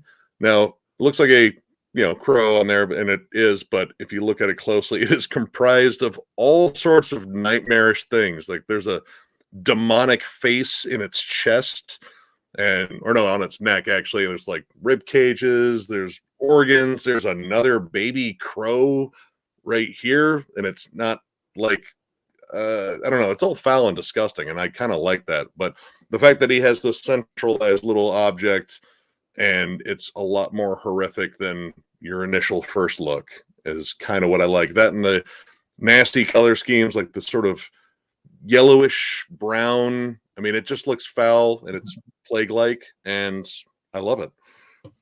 But and of course, they had a cool album cover, and they're like, let's explore the realm of the Arial black font, guys, for our logo. What a great idea. That's it all by this gigantic regular font. And that's their logo on every one. Is like, really? I mean, Legion of the Damned, it's bold, but that's it. But this band definitely makes up for it in terms of pointiness, in terms of their logo, and that's Hyperdontia's new one. That's a cool cover. It's cool. It reminds me of The Thing, the whole the CPR scene, which gave me an irrational fear of giving anyone CPR. But yeah, the whole chest sort of puking forth demons and awfulness, and it's kind of hard to tell if he's reveling in it or he's in pain, but it looks like it broke all the ribs and everything. But the amount of detail, again, like everything is I don't know, like it's almost like the skin is transparent and you can kind of see through like the layer of like fatty tissue underneath. And then I mean you look at the backdrop behind it, it's kind of Seagrave-ish. And I kind of like that. You know, it's I don't know, like I mean I suppose he's not allowed in the castle because of his condition. That's probably for the best, keep him away from everyone. But he's in quarantine. I was like, no, like you're still doing the chess demon thing. Like, no, I'm getting better. No, except for that. Don't count that. But yeah, just very sick, very disgusting. But you know, you kind of appreciate just the amount of detail that goes into it. Like, this is really well done artwork. I mean, even the trees have veins, kinda. Like, it doesn't look natural. Everything looks like it's just wrapped in fucking intestines and then spray painted. It's pretty wonderful. I think he did some of the later day Autopsy album covers too, didn't he? Headless Ritual, Hacksaw Amputation, which is a nice fucked up cover too. Yep. He did some of the Mortician stuff also. Hacked Up for a Barbecue. He did some stuff for Deceased, yeah. Fearless Undead Machines. Yep. That's the one I was going to show. Yep. I thought about pulling that one too. Yeah, and it's got that it's got that same color palette like you mentioned, Nick. He's really good with those greens and yellows that make things look kind of sickly. Yep. It gives you that sense that things are diseased here a little bit. That's and you know, it's while some of his covers are more graphic, some of them you can get that effect without being really graphic. Like there's nothing, there's no zombies pulling guts or entrails out of anybody here. But it still has that very eerie, creepy, sickly look to it. That you just know things are not right. He did, I didn't pull it up, but he did the cover for Blueprints for Madness, also the album that came before this. And it's that same, it's those green colors. It's the figure crouched in the corner. He did a good job. A lot of the figures, they don't have really strong facial features. And it kind of really makes them a little more monstrous. They don't have much individuality, so he kind of turns them into things that feel less than human, which is what he's trying to get across sometimes. He also every now and then did a more straightforward piece. I didn't realize this was his until I looked him up, but he did the cover for the Amorphous EP, Black Winter Day, which is a nice piece. Again, it's a darker piece, different composition and such, but I always thought it looked really good on that. But yeah, definitely not the style he's best known for. Yeah, I literally found that out when I was going through, because I was like, all right, I know I have this dude's stuff. What's the best representation? And I saw that one come out. I was like, for real? Yeah, so I was the same way. I was like, oh, okay, if you say so. I would not have guessed that one. I mean, it's like the Lawnmower Death versus Altars of Madness. Like, I mean, really? Yeah. Indeed. Okay, Alan, you're up. All right. Well, since you brought up Voivod, I'll bring up something that has a Voivod connection to it, but we'll have to get there. This person's name, I'm going to butcher it. It's a Greek name. It's Ioannis, I'm thinking. And sorry if I'm looking in different places. I've got things pulled up on multiple screens here. So Ioannis is the horrible butchered American pronunciation for it. I'm sure there's a more fluid way to say it in Wasn't Greek. That a Morbid Angel album? Probably. Aluminum Anus. I'll go with I'm going to go with Ioannis and try to make it sound at least slightly Greek. The name may or may not ring a bell, but as soon as you see one single cover, you're going to think of about 10 because he did this.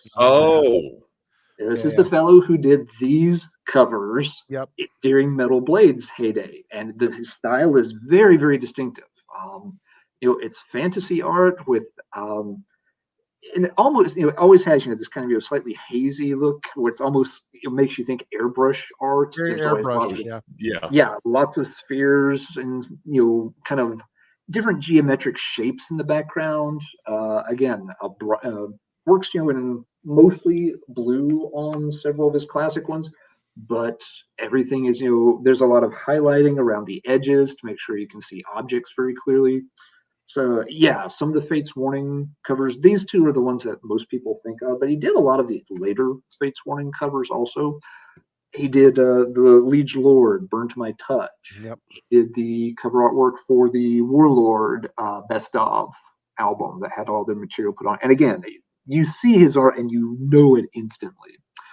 But yeah, a couple of others. You know that dude definitely painted some vans back in the day. Had to. Absolutely. Did some custom art for the hoods on, some lowriders and stuff. Absolutely. Yep. And they probably looked fantastic. Oh, yeah. But he has a couple of odd pieces too that you wouldn't have thought of. But when you think about it, it's like, oh yeah, I guess it is. He did the cover for Legends from the Fjords album. Oh wow, okay. This is a late 70s album out of, I believe, New Jersey. It's one of those big high dollar rarities that a lot of people think of as like early American hard rock heavy metal transition. Personally, I've never cared for the album a ton. It just doesn't click with me, but a lot of people tout it very, very highly. And when it's black and white, so it doesn't stand out as first, but when you start looking at the way it's put together, you can definitely see a lot of his elements that he would use later on with some of the Metal Blade artwork. And the Voivod connection, which I did not know, he didn't do the art, of course, but he was involved in the art direction for the covers of Nothing Face and Angel Rat. He has art credits for helping with the design. I don't know if he did the layouts or art direction, which is something we haven't talked about, but sometimes, there is more to it than just who drew or painted or digitized the image itself, that sometimes, people have different art credits, tied into putting the whole ensemble together. And yeah, he worked on those two Voivod albums as well. He's done artwork for the power metal band Onward albums. He did Halloween's Monument is also one of his covers. I don't have a hard copy of it, or I would have shown that one too. So yeah, really distinctive style on some album covers that we know and love, and they all fit together as soon as you see that art style. I absolutely had his own thing going on. And as far as I know, it may still be active today. He had a pretty good career going in things. Pulling up his profile now. So again, sorry if I'm looking at other screens. Yeah, he was like Enigma Metal Blades, like house artist for a while, it seems like. Yeah. So yeah, he's worked with a ton of other bands. He's Quiet Riot, Sacred Oath, Sepultura, Souls at Zero, Overkill. And again, some of these may not be the artwork. They may be other. Yeah, some of these, he has like cover art versus artwork versus art direction credits for Yngwie Malmsteen as well. So yeah. Actually, this is not a case of someone who was kind of an obscure guy who did a few random Metal Blade covers and disappeared. This guy's had a long-running, successful career doing artwork for heavy metal musicians. So that is my next pick. Marty, what's yours? Well, let's get into the Ben Scotter thing. Let's just do that. Not Ben Scotter, Ed Repka. It is time. It is time. I have never seen in my life more people say how great of an artist the guy is. I'm not going to discredit. He's a great artist. He's an iconic metal album cover artist. Ed Repka. He's done classics that are sitting in your collection right now. His big thing is, his big claim to fame, I think, really got things rolling for him was the Death album covers, the early Death album covers. Right here, this album right here pretty much tells the whole tale of his entire career, other than a few exceptions here and there. You always have the figure in the front standing out. He's usually grotesque and hideous, and then there's some other dudes in the background and maybe a little bit of a scene. And this is every single Ed Repka album cover except for one. Here's another one: Toxic World Circus. Again, you got the guy in the front doing his thing. You got the thing in the background. You got Massacre from Beyond. You got the dude in the front. This album is the laziest album cover I've ever seen. It is just so lazy. Just a swirl. What else we got here? Not a great album cover. Got the Toxic Avenger in a crate. Not a great album either. It's not a great album either. But again, you got the primary character in the front. You got the dudes in the back and a little bit of scenery. This one's a little bit different for him. But do I love this album cover? I really don't. We still have the primary figure. And I just don't. His color style is very vibrant, which is cool. Mhm. There's just something about his style that bugs me. I don't know what it is. Here's one that doesn't look very much like Ed Repka. I mean, it's just a very iconic image. The album where their sound took a very otherwise pretty killer album and kind of neutered it a bit because the production on this album isn't the best. But this is a pretty iconic album cover. I'll give him that. What else have I got here? This one here, it's still very much him. Rest in peace. You got Vic Rattlehead in the front, the guys sitting in the back. The caricatures of the world leaders is pretty good. This album cover doesn't really bother me that much. This is probably one of his better ones to me. I think his Megadeth ones are some of his best. Yeah, some of his better ones. I mean, I don't want to discredit the guy because he's made a living for a long time, and he's still, like I said, he is still, if you look up thrash metal CDs on eBay, you're going to go through 100 pages of obscure Brazilian bands that all have him on it. So he's still paying his bills doing this, which is impressive. But and like there's one Evil Dead album where there's like a guy with sunburn on a beach. It looks like the Leprosy cover except on a beach. I mean, every single one of his album covers is very much formulaic, and it bugs the crap out of me. He doesn't really ever break out of it. Something that's are you at a good pause? I'm done. I'm done. I'm gonna let other people stand because I don't want to be the only comment on this guy because he deserves better. Yeah. Go ahead, Nick. I was gonna say, like, I think Repka's thing is, and I think we're spitballing this, is if you have a mascot, he's gonna make sure that's the forefront. Like he's pretty much the mascot guy. Like if you got a Vic Rattlehead or whatever the bulging eyeball corporate dude from Evil Dead is, if you have a mascot, I'm going to put that right out in front, and then I'm just going to pay whatever maybe the theme of the album is. I don't know. But, I mean, like... Evil clown? Check. Yeah. Maniacal skeleton that can't see, hear, or speak. Doesn't seem that threatening when you think about it. But, yeah, here he is. Mm-hmm. But, yeah, this is a great cover. I love this album cover. Still, this is my favorite. Honestly, that's a good album cover, too. But, again, it's the predominant figure in the front. It's the same fucking thing. It's the same composition. Yep. Yeah, his color style, again, very bold, very vibrant. And I mean, in terms of like selling an album and getting people to notice it and see it, yeah, he kind of has the right style for that. Like, because all of his pictures they pop. Like, he likes to make sure they're very flashy. Like, I think the most muted thing you showed there was maybe Beyond the Gates, and it's still kind of flashy for having it's very vibrant colors. Hue. Yeah. But yeah, he has a stick. Like, he doesn't really venture outside of it, and I suppose that's a knock. But I guess at the same time, people aren't going for him to like, hey, I want a nice experimental cover. Like, no, you don't. You came to Repka, you're going to get a Repka cover. Here's my sketchbook. Pick one. And if you like this one, let me know your mascot, and I'll draw his face over the face of the guy I got in the picture. And there you go. But what about you, Alan? Did you have something to show? Well, just the Megadeth one because that was my favorite. But that, I mean, the joke about make your mascot look the same. It is something to note. Repka has been tagged for at least one incidence of plagiarism. And I found this digging around again this week while we were talking about the topic. Did he plagiarize another guy named Ed Repka? Actually, yes, he did. There's at least one instance where he's taken snippets from an older piece of his own artwork and incorporated it into a new design for a newer album cover. Lazy. And when you line them up, it's very clearly exactly it's a cut and paste of a particular guy's face.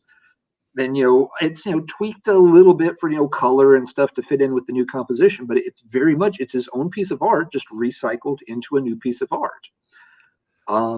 But beyond that, he has also taken elements from other people's artwork on at least one occasion. There's it's not one of his better known ones. Let me make sure I get this right. It's a cover for an album by a band called Suicidal Angels entitled Bloodbath. Oh, okay. Ooh, hold on. I might have Don't that. know Hold this one. Sure. on. And there's a guy, it's a skeleton warrior holding up a severed head front and center, kind of, and some bodies in the background, same kind of replica composition. But one of the dismembered torsos that's laying kind of in the foreground on this album cover is just literally Photoshop cut and pasted out of an old Frank Frazetta fantasy art piece, which I don't know if it has a title. Frank Frazetta, big fantasy sword and sorcery artist.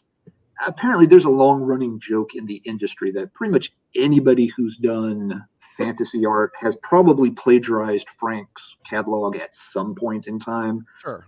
Apparently his What was the catalog name of the album again? Sorry. inspiration. It was by a band, Suicidal Angels, called Bloodbath. Okay, I don't have that one. Okay. But yeah, it's just, it's like this, dismembered torso. You can only you basically can see the thighs, buttocks, and the back. And it's the exact same image. It's been flipped 180 degrees. He's added, he's changed the color a little bit. He's added like a trickle of blood across it. But it's a dead ringer for the exact same elements, basically just cut out from the old Frank Frazetta art piece and put, in as part of the background elements for this one. So, where we kind of joke about him, sort of, copying and pasting and plagiarizing, he has done it to others, and he has done it to himself at least once. And if folks are interested, the source for this, there's a blog called, let me get this right again, it's called Sad But True, Plagiarism in Heavy Metal Art. I just looked at it. Yeah. Yeah, I don't know the person who runs it is an artist, and several years ago, they were kind of tired of certain artists, not Repka in particular, but they were tired of certain artists that were doing this kind of thing, going into like old sci-fi fantasy movie posters and book art, and taking the images, tweaking them, putting them on album covers, and passing them off as their own original stuff and charging bands for it. So this was kind of their blog to call those artists out for what they were doing. And he mentions very clearly in the Ed Repka, he starts out by saying, like, I really feel bad about having to put this one on the blog, but it's a very blatant case, so I kind of have to. And he goes out of his way to say, look, Repka's, a very talented artist. We all know that. He's got a long and successful career. It's like, but at the same time, he's very clearly taken this from Frank Frazetta's composition, and he is very clearly taking his own art and just recycling it now and putting it out as new compositions too. And it's not clear. I mean, if you're a band, you're coming to somebody and paying them for a piece of original artwork, is that part of the deal that you can just go back into your own scrapbook and cut and paste something together and charge for it? The guy literally says, like, I don't know if this is self-plagiarism. Is that a real thing? I don't know. Recycling. He's been recycling his entire career. I mean, every cover is kind of the same. Thematically, Thematically. But, different color schemes sometimes, but they're always bright. Yeah, successful artist. Like Marty, he's not one of my personal favorites. Other than these two, very similar, and it's got similar members in the bands on here. So I mean, it's anyway. Go ahead. I didn't. It might have been Cam's thing. No, the only last thing I'll say is, just in terms of my personal taste, not always, but some of his compositions definitely start getting just a little too goofy, cartoony for my taste. And like the example you gave of the Evil Dead cover is a good example of that. I can't take that album seriously with that art on the cover. Fuck no. And again, that's a bad case of me judging something by the cover, which I shouldn't do. But it's it's attached to that album, and it is a detractor from the music. I've probably heard the album at some point. I don't remember it, but I always remember the stupid cover. So it goes. But on the other hand, again, he's done lots of good ones like Peace Cells and Rust in Peace too.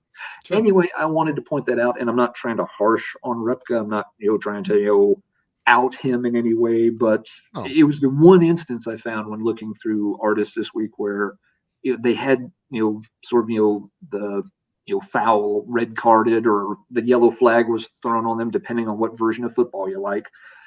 There was some cases of plagiarism had come up with his catalog. I was going to say I do have one cover that I think is very dumb by Repka. This is Guillotines, Blood Money. And they just recently reissued this album, I guess, last year with a different cover. So I don't know if they were pleased with this, but yeah, it's George Bush and political leaders and the Blood Money. But all right, if you look at the middle, you have JR from Dallas, which is just dumb. Oh no, it gets dumber. Right up here is Michael Clark Duncan as Kingpin from that shitty Ben Affleck Daredevil movie, chomping on a cigar. So you're throwing in completely fictitious characters and just made up ones to hang out with, like Gorbachev, W. It's dumb. It's really dumb. And I was going to bring this up as just a bad album cover, but I mean, this is a Repka cover that I just don't like. And I love the album. The album's just thrashier than hell.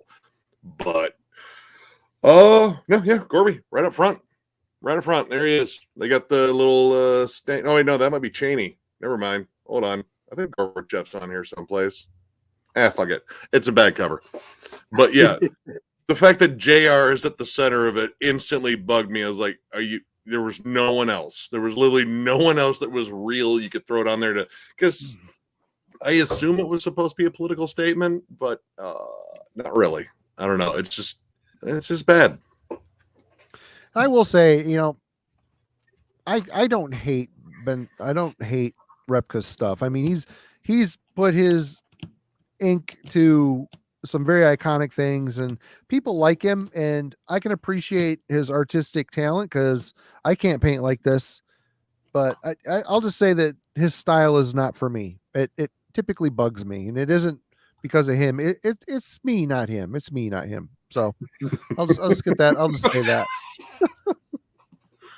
But I mean, I get it. Like I like a lot of his work. Like the iconic covers, they really stand out. I was gonna say Spiritual Healing is way up there because the fact that he made that central priest look very, very much like what the hell is his name? Baker.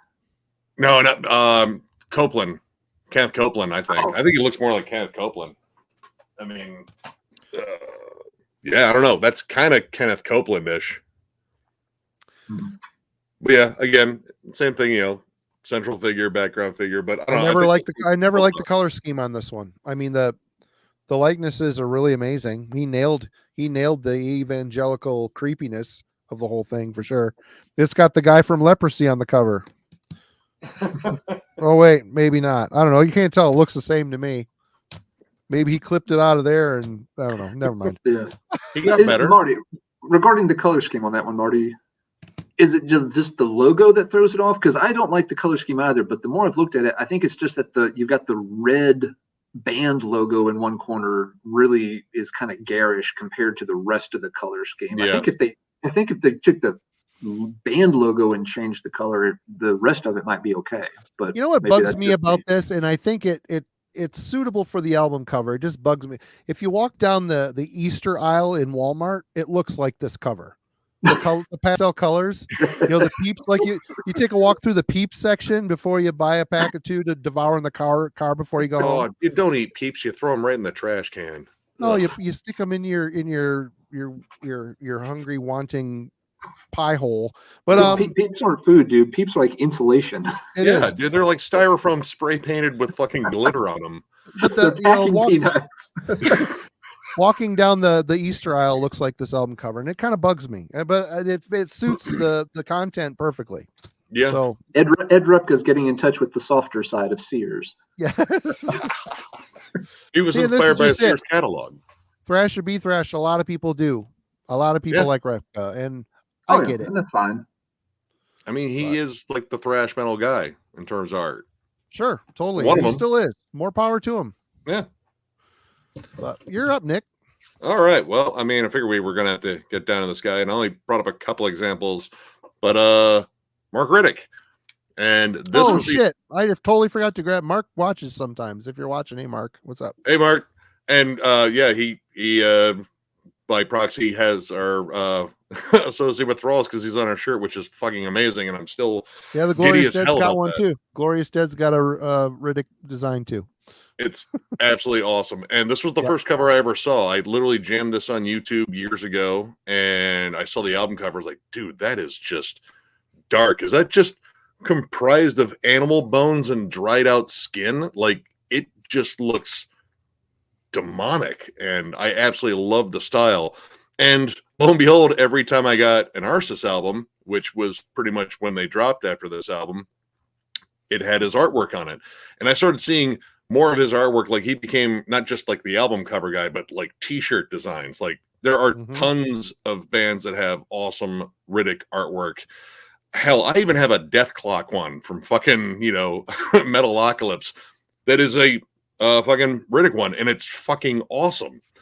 And yeah, his style is just, I don't know, I kind of like it because, well, at least on this one, it was just kind of, again, dried out, kind of ugly, decrepit, like the skin is all tight to the bones if there is fucking skin, and it just looks evil. Like, there's even stitches and cords going into it. There's worms, and I don't know. It pretty much just embodies death metal.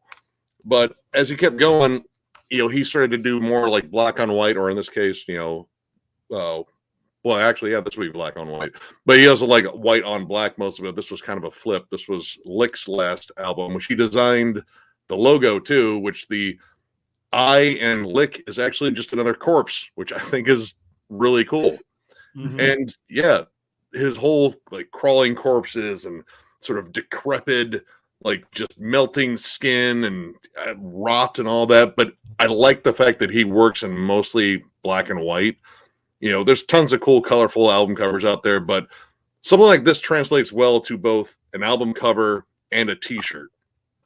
Every time I see, Mark Riddick's artwork on something, there's a good chance I want to fucking own it. I own a lot of Mark Riddick stuff, and I kind of had to be selective for this one because it would be stacked like this high, and I could bring down some t-shirts too, just for good measure. But yeah, love this one because it was a little bit different just in terms of it being, black on white.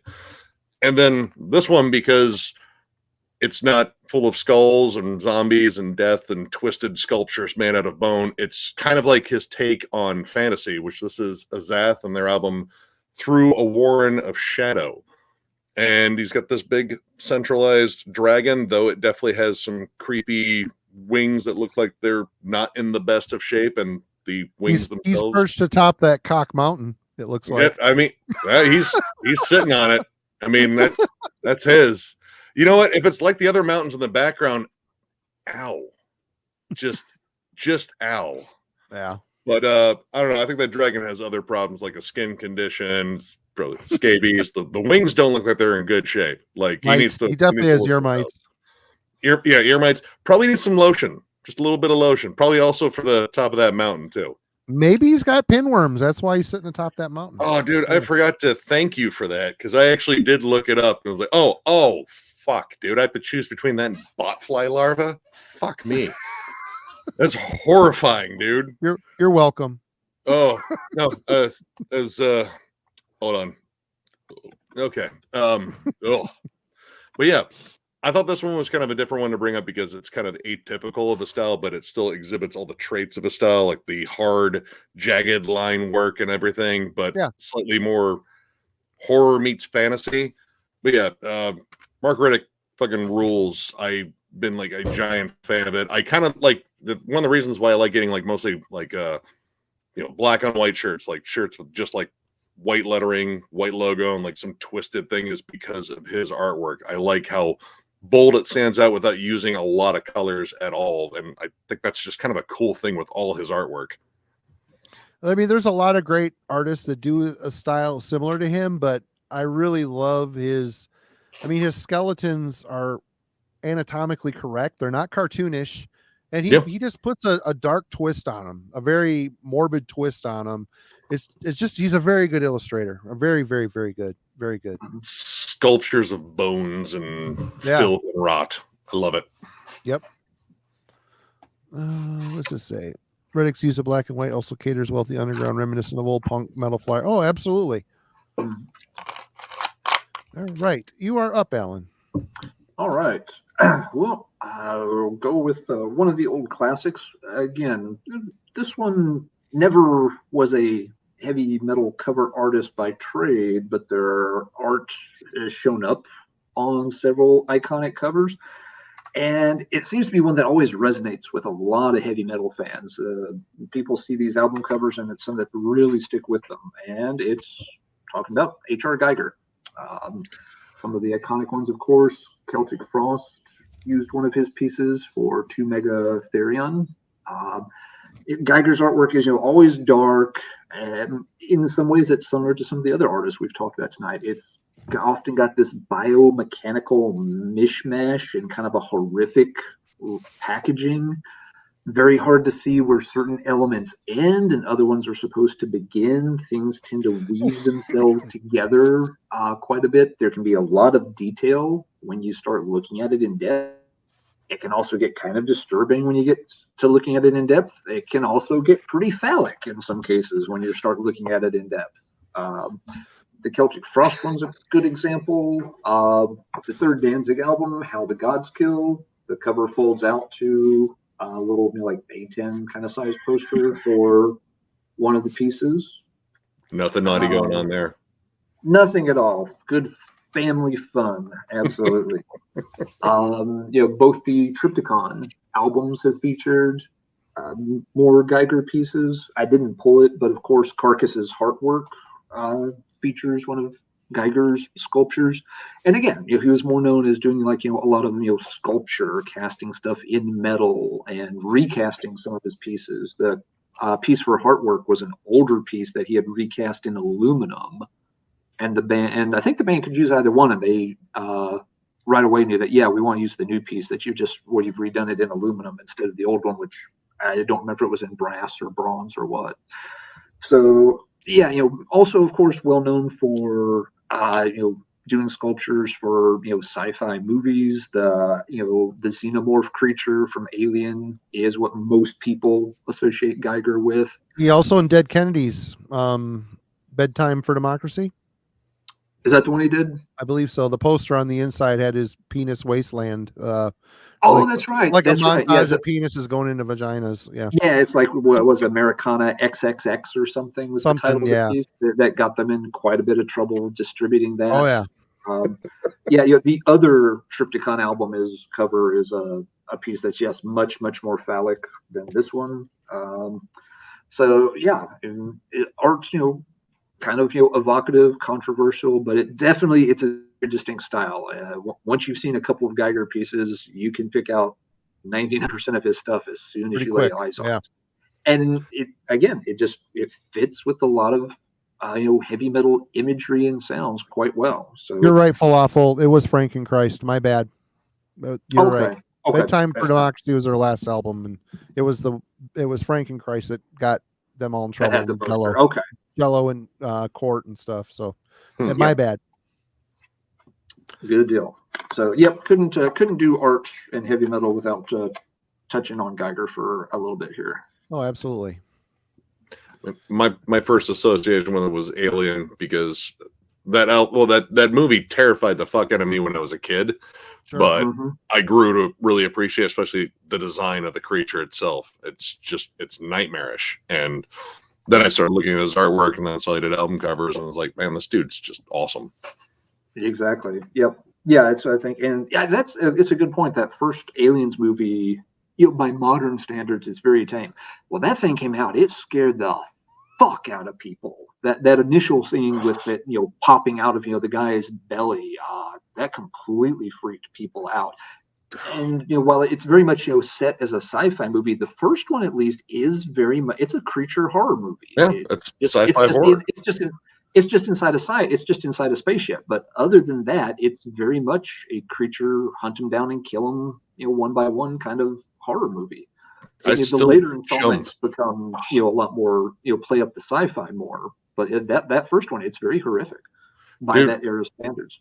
I still jump every time fucking Tom Skerritt gets in the fucking vents. I have watched that movie so many damn times. I think I have it timed out. It's like, all right, you're gonna flash the flashlight at the screen, and then I'm gonna get it. I'm fine this time, and I still jump like fuck. Come on. All right. I guess I'm next. You're next, Marty. Take it away. Let's go with I can't remember if this guy is Danish. I don't remember, but another very well-known artist. Not only is he a very good artist for album covers, he is maybe even more renowned for his logos, but his name is Chris Verwimp. And he has done album covers by the likes of Marduk. This is Opus Nocturne. Yep. Here's a newer album by the band Butcher. 666 Goats Carry My Chariot. I love that album. Yep. This album is so good. R Noir styled, black and thrash. So good. So good. This is Misery's Omen. Second band I ever put out was a 7-inch and demo of this band. This is their only full length. Christopher Wimp did the album cover. That's awesome. Of course, Absu's Terra. Absolutely amazing. Absolute classic.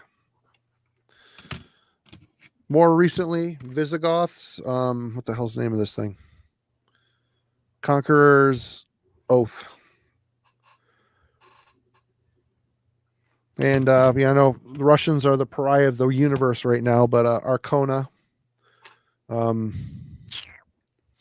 At Saroga K Neru, I don't know. But you go and you look this guy's name up, and he has done some amazing pieces, which all of the albums that I really wanted to show, I didn't have an actual copy of, so I just quickly grabbed some, but he's done, I think he did the Emperor logo.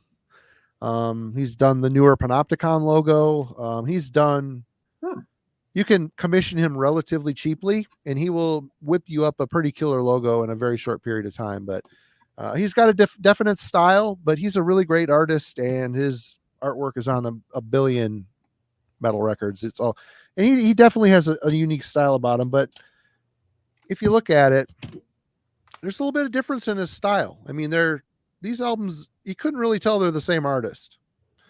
Really. I mean, yeah. Which is kind of cool. I think it's cool. I mean, this here too, it looks a little bit different than the other stuff. It's a little sleeker, but the album, the colors and his attention to detail is very impressive. Always like Chris Verwimp's art. All right. Well, next. I'm just kind of briefly touch on this one just because this guy is associated with pretty much just one band. And I want to talk about Vincent Locke. Now, I really like the early Cannibal Corpse album covers, and this is kind of a case of an artist's style changing over time, but he's still kind of doing the same stuff. It's just maybe with different mediums. Like the early stuff, namely Butchered at Birth, which I think is probably one of their best album covers just in terms of pure, wow, that's pretty fucked up. I remember my mom finding a copy of the CD, not this edition, the original I had, and just giving me the I'm not mad, I'm disappointed look. Like there's babies on meat hooks. What is wrong? I was like, what? It's cool. It's fine, Mom. They're not real. But it irritated her, and it's definitely very just, I don't know, like it's explicit, but it's well painted. And that's kind of the thing I liked about the early Cannibal Corpse covers is they were more paintings. Like you could definitely see like, brush strokes in them. They were more, I think, oil paint based. I think that was what he was using initially. But the thing is that Vincent Locke has always been a comic book artist. Yeah. And I think at a certain point it really started to cross, especially actually right around when Corpse Grinder joined the band. The cover of Vile nobly had more bold lines on the outside. It wasn't really an oil painting. It was more or less a well-painted comic book picture. But of course, vulgar, violent, disturbing, because that's what Cannibal Corpse does. And you compare that to some of his newer stuff, like Red Before Black, and while I like it, it just feels like his comic book work is now just kind of just being ushered onto covers of Cannibal Corpse. I was going to throw the new one on there, and I mean, I like it. It's it's a Cannibal Corpse cover. Right? There's a pretty much a checklist you're supposed to expect with Cannibal Corpse. Like, is it violent? Is it disturbing? Is there an alternate cover because this one's too fucked up? Yeah, usually all of those are checked off. But the fact that, I don't know, his artwork has just become comic book artwork entirely now. Like, it's kind of stopped being just like album art, and it just feels like stuff that is like, yeah, that seems like a panel you took from a comic and then you put a background. That looks like a it. sketch. It looks like a sketch from his book. It doesn't look like an album cover.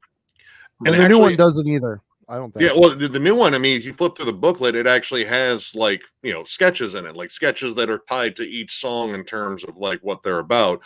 And while I think that's cool, it looks like comic book art, which I love comic books. I have a fuck ton of comic books as well as CDs. Mm-hmm. But the whole evolution of a style, like, you know, I slowly watched Dan Seagrave get better and better with each release in terms of like expanding his style and showing off like different things in his wheelhouse. I think Vincent Luck really hasn't gotten worse. Like, he's still a solid artist, but it's become kind of predictable, and it just, again, it looks like comic book art now, and for some odd reason that just feels less sinister than this. This looks like a flat out awesome death metal cover. It's disturbing, but it's well done. Yeah. So a little more attention to detail. Yeah. I mean, there's still plenty of detail on here, but I think there's also a lot of computer graphics that are on there too. And I don't know, like I like seeing brush strokes. I like seeing, you know, like this was actually done by human hands. This wasn't like digitally generated. And there was a period, definitely, I would say, in like the mid 2000s to the early 2010s where there was so much computer generated, like extreme metal artwork. Like, it was just being divvied out to bands. And it was refreshing just to see, you know, Vincent Locke and other guys still doing like straight up just old school death metal artwork. But he's kind of, again, just going to become a comic book artist that does the occasional death metal cover for just one band. But, you know, he's still pretty good. It's just, it's kind of getting predictable. Yeah. Good call. Ellen. All right. Next one I want to mention, I've mentioned several here that had kind of a limited output. This fellow has put out a ton of artwork on album covers. I'm not really sure if he's best known for anything particular. I know he's associated with Obituaries artwork, starting with the Incomplete, and has done a lot of their covers. It's Andreas, again, sorry if I'm butchering the names, but Andreas Marschall. It's a German fellow. And he has a really extensive discography, not just with Obituary or death metal bands, but has done a lot of cover artwork for a lot of power metal bands and bands in other styles. And when you start looking at the covers, he has certain elements you always can start to pick out his style. We'll start with some of his Blind Guardian. He did all their classic 90s albums. Andres' work usually has like a central image. There's some central thing that your eye immediately is drawn to. And, you know, it has like a nice background to it always. The central thing is often highlighted with a lot of light around it. You know, it's almost like it's framed with, you know, white and outlined. And, you know, while the background's kind of neat, your eye isn't drawn to it right away. But if you sit down and look at it in more detail, there's a ton of little stuff that is packed into the background, which is, you know, something that really makes it interesting, kind of brings you back for multiple looks. But yeah, so, you know, he's done several Obituary covers. He did, you know, all these classic Blind Guardian covers. I always thought this one was absolutely gorgeous. If you know the Silmarillion lore, the idea of, you know, the elf dancing in Mordor to return one of the Silmarils, that piece of art really captures the beauty and the sadness of what's happening there. Probably one of the better known ones. He did, you know, the cover for Hammerfall. Again, central figure, white outline, strong colors. But when you stop and look, there's a lot of detail over here in the trees. There's tons of detail on the armor and even on the hammer itself. You can glance at it and just be like, dude with hammer, cool. But you can also look at, oh yeah, there's tons of little stuff worked into. Another one of his really well-known ones, Jester Race, again. I was just going to say, like, it has to be him. Yep, big central image outlined in white. looks cool at first, but then it's all this little patterning and stuff worked into the design on the giant Voivodian death machine thing. He did all the classic Running Wild covers in the 1990s. Same thing, white outline, central image, but there's tons of, even up here in the rafters, there's tons of detail. Little objects on the table all over the place. Almost photorealistic in terms of the faces sometimes too. Can get some of them get very, very close as that kind of, imaginative realism style. He's, done work for, bands like Nocturnal Rites, same exact composition all over again. He did Rage's Trapped album. Again, central image, what is it? Don't know. It's cool. It's instantly identifiable. Such a good album. But then you start looking around in it, it's like, yes, there's just tons of tiny little details crammed in here. And he's still going strong. As recently as last year, he did the artwork for Storm Warriors Norsemen. Yeah, and this one is still central boat image outlined in white. And again, the background looks simple at first. It's like, oh, it's just like a coastline or something back there. No, you pay attention. It's like every little, it's a army of warriors, and you can start to make out every individual spear and shield and things back there as well. So yeah, this is just kind of the tip of the iceberg. He's got a huge list of credits. Scanning over him to see, he's done work with Annihilator, Covenant, Crystal Viper, Darkmoor, cool. I think they were French power metal band with a female vocalist that were pretty neat. Denver Borgir, the list just goes on and on through here. Gravedigger, he's done a lot of Gravediggers cover art since they got back together and have been going strong.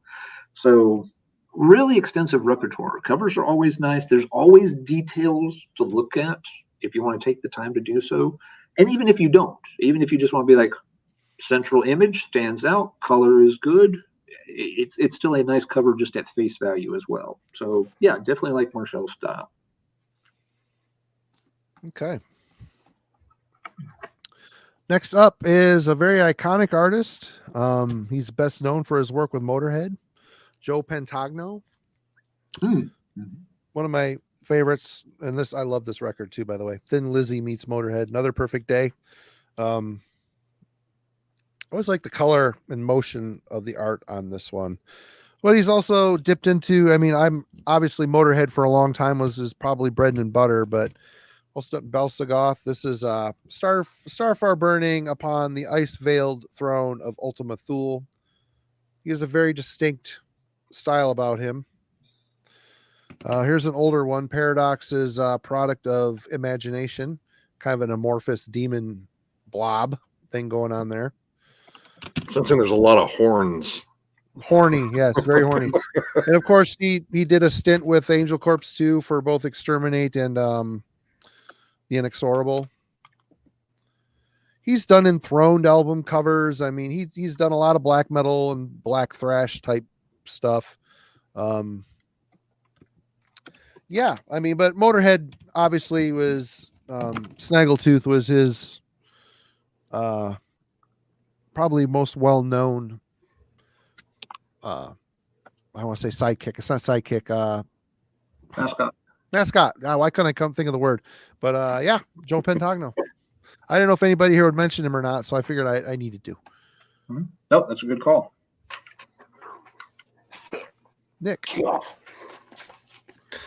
All right. Well, I did allude to this gentleman, and this is kind of one, like, it is a current artist that is literally everywhere, and I have a lot of his art, so I kind of just narrowed it down to 3 on this, because this is Elleran Kantor.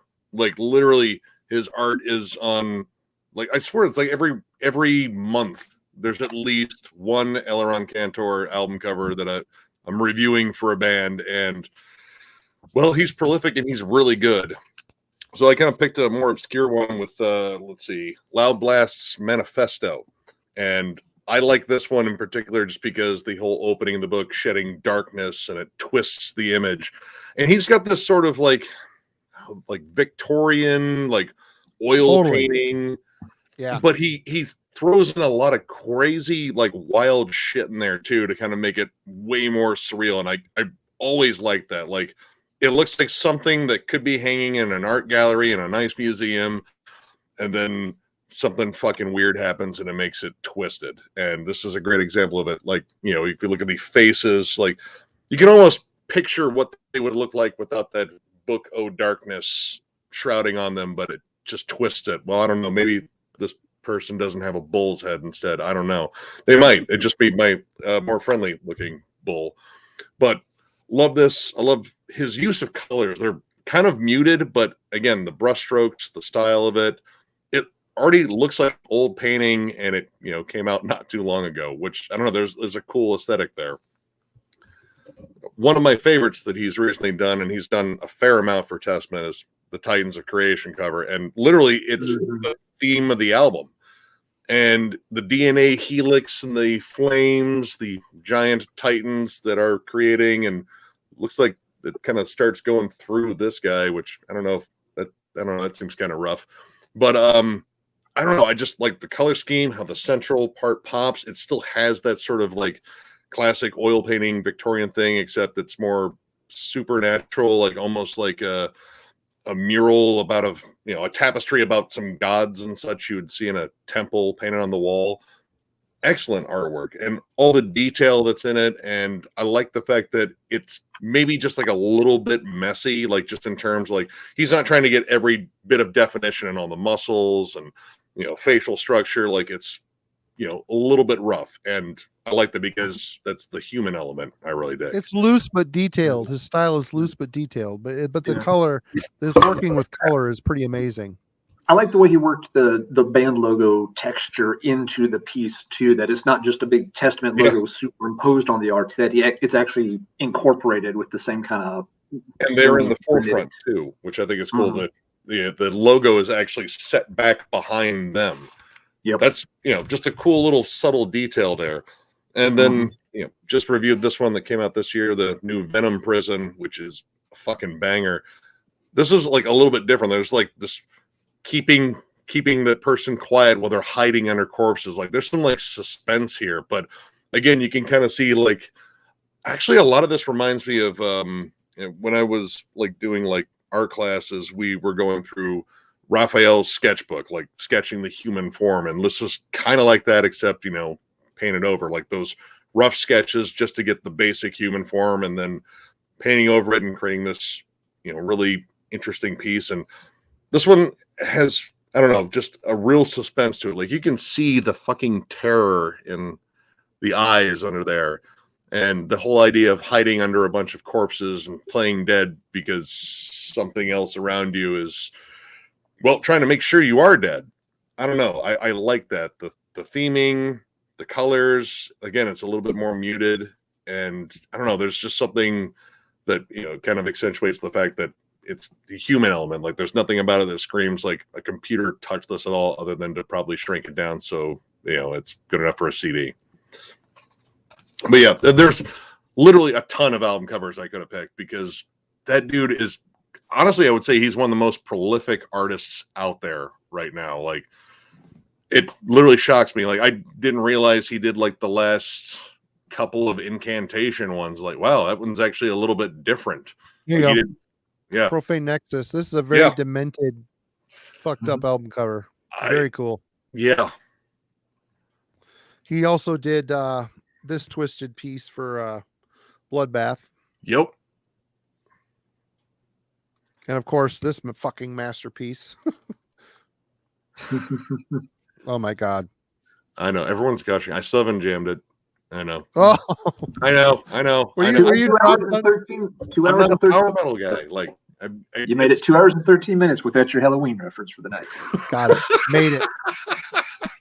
Made it. I never had a doubt. You knew you knew it was coming. Absolutely. All right. Let's see. Next one we'll pick has a very limited output, but he did 2 album covers in particular that I really, really like. I'll be back in a moment. I got to pee. I'm sorry. And I'm Right going to take a little break. I'll be right back. We'll be right here. We'll be here. Artist's name is Richard Corbin. This is an older gentleman, still alive to my knowledge. He'd be in his early 80s by now, so I'm guessing probably long since retired from art. Mostly known as doing comics and animation artwork. But he did some very nice art that has shown up on some book covers and things like that. His style very much lent itself to heavy metal with some of his fantasy pieces and such. So I'm always been a little surprised more bands didn't use pieces. Maybe he wasn't very interested in it. Maybe I just logistically, it just didn't pan out for some reason. The only metal band I know of that used some of his pieces for cover art was the German band Heaven's Gate that Sasha Paeth was guitarist for. And, he of course went on to do huge production credits with lots of bands like Camelot. And that's a cool cover. That's cool. It's a very cool cover. This piece has been used on book covers as well. I'm pretty sure I've seen it on a couple of different fantasy novel type things. But yeah, just, great composition, really well done. It tells some kind of little story right away. Again, you're thinking, what's going on? This little person, is it a slave? Are they helping the dragon? What's this? It's an odd pose for a dragon. It's not a dragon that's, breathing fire and running around like in the sky and like a Rhapsody of Fire cover. He's just chilling, smoking a pipe. He passed away in 2020, apparently. Oh, just did pass away. Okay, I did not know that. And Heaven's Gate used other pieces of Corbin's artwork for at least a couple of other albums and EPs. So don't know why others didn't. He does have the one other claim to fame when it comes to album covers. He did this one. Oh, yeah. And that's an iconic. Not heavy metal, but as iconic as it's going to get. It looks heavy metal. It looks heavy metal. It looks heavy metal, and it's another album that's heavy metal adjacent. The number of heavy metal fans that love this album, you couldn't count them. It's one of the real iconic rock albums of the 70s, and it's again just classic album that the cover's telling some kind of incredible story, which was kind of spelled out for you in the song to an extent. Corbin, if you can do this and you can do this, and again, the guy had a very successful career, as an illustrator and an artist. It's just a real shame that more heavy metal bands didn't, utilize his catalog, work with the guy or his estate to incorporate some of his artwork. I don't know. I haven't looked up a ton of his art. Maybe he really didn't do this style, but he was good at it, and it looks really great on the covers that do exist. So, and sad that he's passed away. So rest in peace to Mr. Corbin. I find this comment hard to believe. Literally never heard that Meatloaf album. I've never heard the whole album, but I've heard probably most of that album through rock radio over the years. If a song came on and you heard it and you're like, oh yeah, this song, and then you looked up, it was Meatloaf, you'd be like, oh, okay. Yeah, and it's one of those albums. I would say not everyone's going to like it, of course. I really do think if you're a rock, and a hard rock fan and stuff, you ought to hear it at least once, because it is a touchstone piece, not just for that generation, but it's one of those albums that has transcended the generation gap quite well and still is a very popular album. It's rock opera, and I remember, like, when I saw it for the first time as a kid, I was like, what the hell is this going to be? The album cover looks heavy metal, but the band name is stupid. And the big hit single on it was Paradise by the Dashboard Light, which has this weird baseball thing going on in the bridge of the song.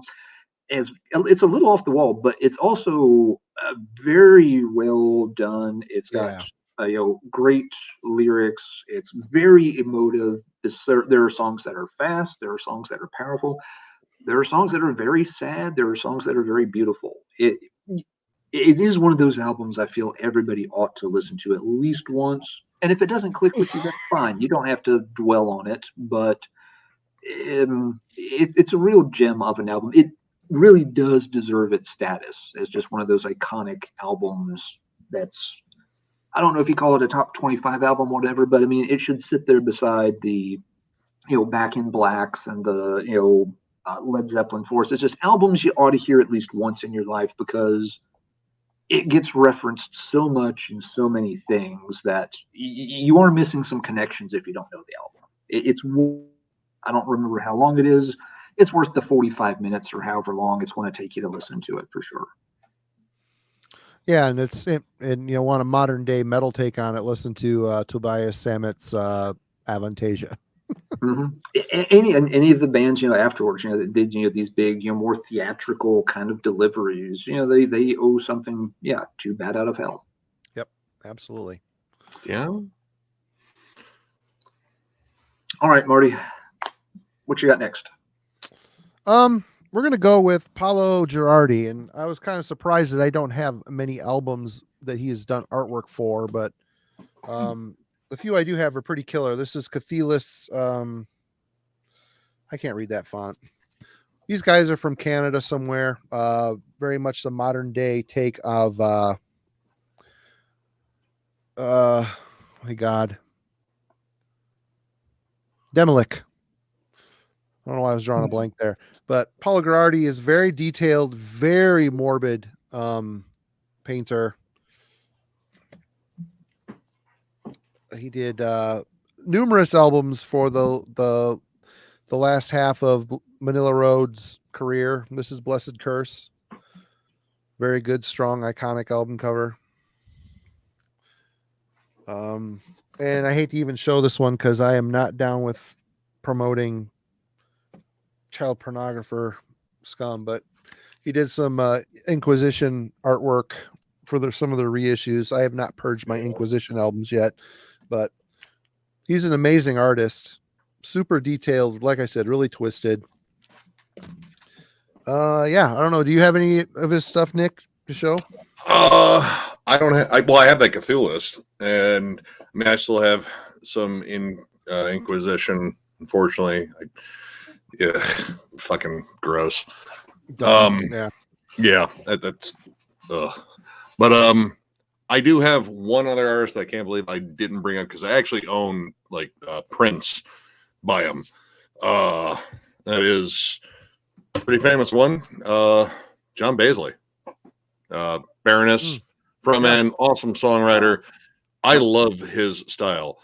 He does a lot of this. I think almost all of this is done in watercolor, and he has a thing for the kind of Rubens-esque women, and then he incorporates a lot of just strange elements, but I don't know, it's always sort of like soft and welcoming despite there being a chick with bees crawling all over her. I don't know why it's still super appealing. There's skulls, there's flowers, there's a lot of death and kind of like the beauty of it all kind of wrapped up, because I mean, if you listen to a lot of Barris's lyrics, it's very self-reflective and very sad.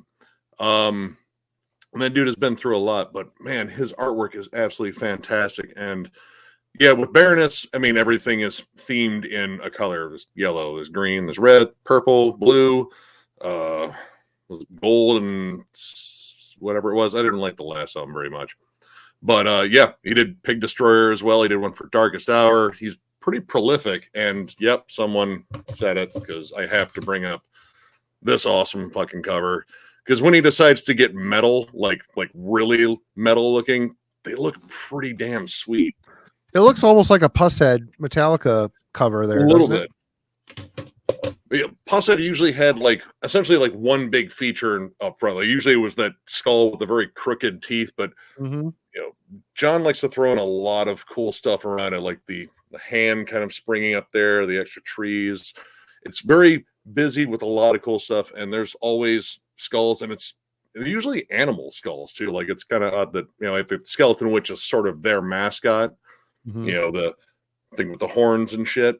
But I don't know. I like that. I like, again, the softer watercolor base. I think that's kind of cool because I don't know if a lot of these artists work with watercolor as much. Like that was something that I used to paint with when I was a kid. I loved using watercolor because you could shade things really well, and he does a great job at this. And then, because I didn't want to grab 2 Skeleton Witch covers, I could have grabbed a couple of them. One from the sludge band Black Tusk, which again, flowers, sort of blank expressionless faces on the women, and then just weird stuff around it. Like you have skulls. She has tusks herself, the trickle of drool. I don't know, like there's all sorts of weird stuff going on, but when it comes down to like a color and a hue, I like these softer, subdued colors because there's a lot of really bold artwork out there, and it's mostly the line work I think that stands out because the line work is very bold. It kind of captures all those soft colors in there, and I don't know, he's just got a really unique style. And one of the appeals of Baroness, whenever they come out with a new album, is you got to figure out what color it's going to be and see the cool artwork. And I actually bought a print the last time I saw Baroness with was it Deaf Heaven and Zeal and Ardor. And yeah, my brother-in-law is a big fan. He actually has one hanging in his bathroom, which has like a chick with a pig's head, and it says "Welcome," like in a sign etched. Is like that's. I stare at it every time because whenever I get to his house, by the time I make the drive from here to Vermilion, I have to piss, and it's right there. It's like I keep looking at it. But yeah, he's a fantastic artist. I love his work. It's I don't know. It's just very different. It's kind of different for metal art. Yeah, for sure. Yeah, he's definitely done Kylesa too. There's a lot of bands. Yep. No, that's a good call. I don't know anything about Baroness in terms of music, but there's definitely a group of bands like Baroness that the art has become a big part of their appeal and their signature. Mastodon's the other one that jumps to mind. That obviously there's very talented musicians there, but their visual presentation was a big part of what again got people buying those albums, downloading those albums, clicking on those albums. Those early Paul Romano covers really grabbed me. Getting really attached to those bands, not just because of the music, but because of the art direction. I think most of those bands are based out of like Georgia, or the South. Like Atlanta's kind of a hub, and then I think like Kylesa's from Savannah, and I think Baroness is from the Atlanta area too. So there's it's kind of a hub of bands that play this weird atmospheric sort of sludge metal, like kind of progressive. Like I don't know, like it's hard to describe Baroness. It's hard to describe Mastodon. You're just like, well, I mean, it's heavy, but it's melodic, but it's also kind of proggy. I don't know. Just listen to it. The artwork's cool. Yep. Yeah, that's what a lot of it comes down to. It's hard to describe, but it looks cool. So you're gonna have to listen to it and see if you like it. Yeah. Okay, Alan. All right. Up next is one that was fun to dig into because I've got one of the person's album covers on the wall behind me, but it never really made the connections to some of their other pieces of art. The one that is hanging up in the back is Heir Apparent's Graceful Inheritance, the original cover. Really cool, detailed black and that's white cool. piece. Cool art. Yeah. Awesome. It is very, very well done, which is why it's still on the wall behind me. It's also a cool album in kind of the Queensryche style of mature, classy, traditional heavy metal from the 80s. So yeah, always liked the cover quite a bit. So I was like, yeah, I should see who did that and see if they did any heavy metal album covers besides that one. As a matter of fact, they did. The artist's name was Eric Lernoy. Sorry if again I'm tripping over it. But yeah, had several very iconic album covers to his credit. He passed away in 1996. He was only about 35 when he passed away, so I don't know the circumstances, but died pretty young. But had connections with a lot of big album covers. One of them, and again, stylistically, this is kind of different. I would not have connected these two, but he did two of the classic Manila Road album covers, including Open the Gates. Nice. This is Eric Lernoy also. This has always been one of my favorite fantasy pieces. Very cool artwork. It's just, composition is really neat. The color scheme is very neat. It straddles this line of sci-fi versus fantasy. It just amazing cover. He also flip back over here because I don't have a physical copy of this. Did he also do the Deluge? Yeah. He did the Deluge cover artwork as Great well. album cover. Yeah, That is great album. also his art. Funny thing with the Open the Gates cover artwork, going back to this for a second, a year or two ago, I picked up an old album by a long forgotten band called Explorer. They spell it with multiple X's because it's the 80s and you misspell your name, and that's cool. Mm-hmm. Did it in the 90s too, yeah. They did, but by the 90s it was kind of passe. You had to do it in the 80s. Absolutely required. The Explorer LP was one of those that originally was a private press release with pretty amateurish looking cover art. It has kind of a purple and it has like a woman, kind of a cartoon woman with kind of a purple color scheme. But it is a pretty good album.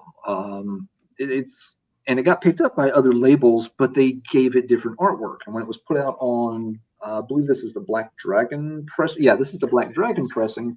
They got this cover art for it. And as soon as I saw this, I'm just like, that's got to be the same dude who did Open the Gates. The color scheme, the way that, just the art style. Oh, yeah. Not nearly as good, but it screams Open the Gates. And yep, it is indeed another Eric Lenoir cover.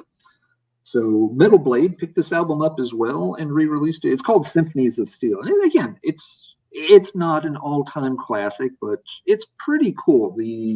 One of the musicians apparently was like classically trained pianist to some extent. They incorporate a little bit of that. But Metal Blade put this out also, but they incorporated a cover that's got a very blue color scheme. They didn't use this piece of art again. So yeah, again, Lenoir died in his mid-30s, but even beyond that, now I don't have these to show, but just running through his list real quick, he did cover concepts with CJSS, David Chastain's old band.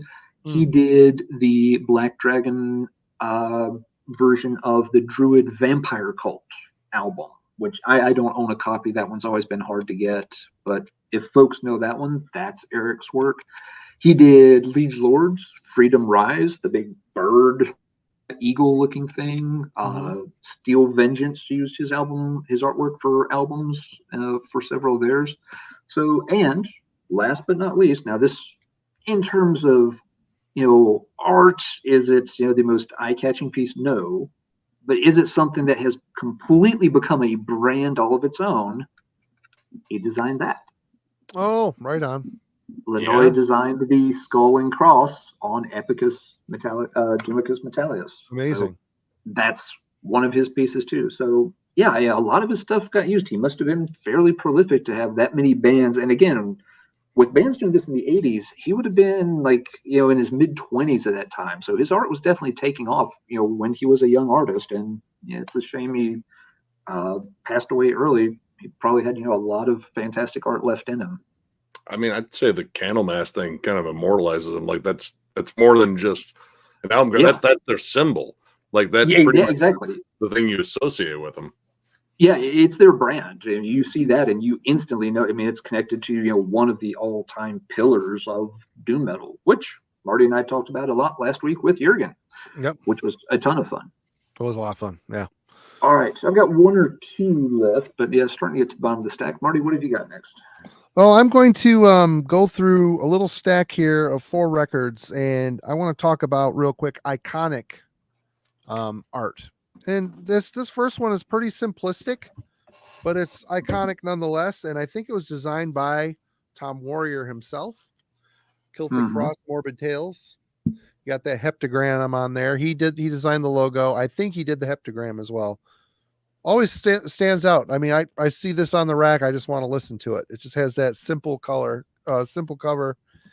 This band, the first 3 albums from this band were all different artists, but since it was actual painted pieces, I always found them very iconic and very much a part of this band. And I'm talking about Destruction. This Infernal Overkill may not be the most detailed album cover ever, but very iconic. And I listen to this, I look at this album cover, I know what this album is, and I know what it sounds like. This album cover was done by Udo Linke. The second album, Eternal Devastation. This album cover was done by Sebastian Kruger, and it's the portraits of the band. Very, very well done. I like the motion of the piece. I like the city, the weird perspective of the city. I like the clouds, the coloring, everything about this. I love this record. It's a great record. The production's a little strange, but another album cover that sizes up the album very well. And their third album is done by Joachim Luetzka, released from Agony. I mean, what the fuck is this thing? I don't know. That's a disturbing album cover. It's very disturbing. I've always found this to be. It's very neat. Cool, Yeah. Very disturbing album cover. And these first three Destruction albums, love them or hate them, they're really good, technical kind of German thrash. And they really stuck with the painting. They went with the painting, and even though it's a different artist for each one, there is something that just the very look and the vibrant colors and everything really sells it for me for sure. So yeah, I just want to go over those real quick. And that's all I have. Go ahead. Nick, you're up. Well, the only thing I have left is what I would consider bad art. I don't know if we want to get to that yet. Alan, if you have more art you want to heap praise on before I don't. No, that's a good idea. I've got two left to touch on here. One's kind of this one threw me for a bit of a loop when I looked it up. The art I know is very much associated with a newer band that's been getting a fair amount of praise just within the past few years. The band is Ulthar, and they've done 2 albums to date. The first one is Cosmivore. Oh, look, album art for both these albums are killer. The album art, the music is very interesting. It's a weird, unique blend of death and black and other styles, but the cover artwork is just fucking insane. Yeah. That's the Cosmivore one, and as good as that is, the second album, Providence, might be better. It is way more detailed. Yeah. The amount of detail on this album is just You ridiculous. just won the dick contest, by the way. This one might be a good way to sort of cap that off for the night. But so I was like, I wanted to have an example of like a newer band with a newer artist to include. So I was like, Ulthar is perfect for that. And I looked up the artist. His name's Ian Miller. Funny thing here, and really it's just has a few other bands have used some of the art too. Barrow White, Eldritch Horror, Stormkeeper, the only other credits I've found for Ian Miller artwork so far. And all of those are since 2014. So something bands definitely have kind of latched onto in recent years. The funny thing is that Ian Miller is currently about 76 years old. He was born in 1946. Holy crap. Yes, this isn't new artwork necessarily. Miller is someone who has done a lot of artwork again in the Dungeons and Dragons role-playing publications over time. He's done illustrations associated with a lot of Lovecraft books, getting right back where we started, the night with Michael Whalen and company. Mm-hmm. He's also done a lot of illustration with Tolkien artwork and some of the different Tolkien volumes that have come out. And I'm not familiar with a lot of his stuff, but if it's on this level again, it kind of begs the question, with Robert Corbin, why haven't bands been using this person's artwork, contacting them and getting the artwork licensed? Because if those Ulthar covers are any indication, it's extremely good. And in general, you don't get to illustrate Tolkien art. Tolkien's I don't know if it's a corporation, legacy, whoever is sort of the foundation in charge of managing Tolkien's estate. For a long time, it was his son, wasn't it? His son Christopher was in charge of a lot of it, but I don't know if he still is or not. But they've always been they've monitored it pretty closely. They won't let just any schmuck add illustrations and stuff for things they put out. So if he's worked in conjunction with them over time, contributing artwork to that stuff, you know it's going to be quality. And it just amazes me that I don't see any heavy metal album cover credits before about 2014, when this guy was probably already retired. Carl says Bolt Thrower did use his art. Did Bolt Thrower use some of the email? Okay, I wonder if that's coming through the Games Workshop angle again. He doesn't have a Bolt Thrower credit listed. He says he's another Warhammer artist. It makes sense. The style on those Ulthor covers, you could very easily, turn that into Warhammer 40K and have some Space Marines blowing shit up without any problem whatsoever. But yeah, so I wanted to shout out Ian Miller, even though it's a weird case of them in terms of timelines. The other one we've got to touch on for at least a minute. Oh yeah, here. I'm hoping this is what I think it is. Yeah. We've got to at least mention Derek Riggs and Iron Maiden. One of it's the most iconic mascot, some of the most iconic cover art, whether it's Number of the Beast, whether it's Peace of Mind, whether it's Power Slave, whether it's Seventh Son. And of course, he's worked, with other bands as well after parting ways with Maiden. And in a way, Maiden, obviously career-wise, kept going just fine and have put out albums and still have a huge following. Their artwork has never been the same after Riggs' departure. They've had some good eddies here and there, but it's not the same without Derek Riggs on board. It's really worth noting that Maiden, merchandise has always been a thing for, if a band that wants to make money playing live, they live off their merch. But with Iron Maiden and Derek Riggs, they really put a definite stamp of importance on metal merch. They made it iconic. It's we're all metalheads, but metal shirts are our culture. We're all wearing metal shirts. I mean, I'm 50-year-old man going on 51, and well, maybe Nick's not, but I don't know. We all wear metal shirts. No, we all wear black. Is it cool? I couldn't tell. You made the face like I'm not. It's Sanguine shish kebab. Oh, Sanguine shish kebab. Yes. Even I'm wearing the metal shirt tonight. Yep.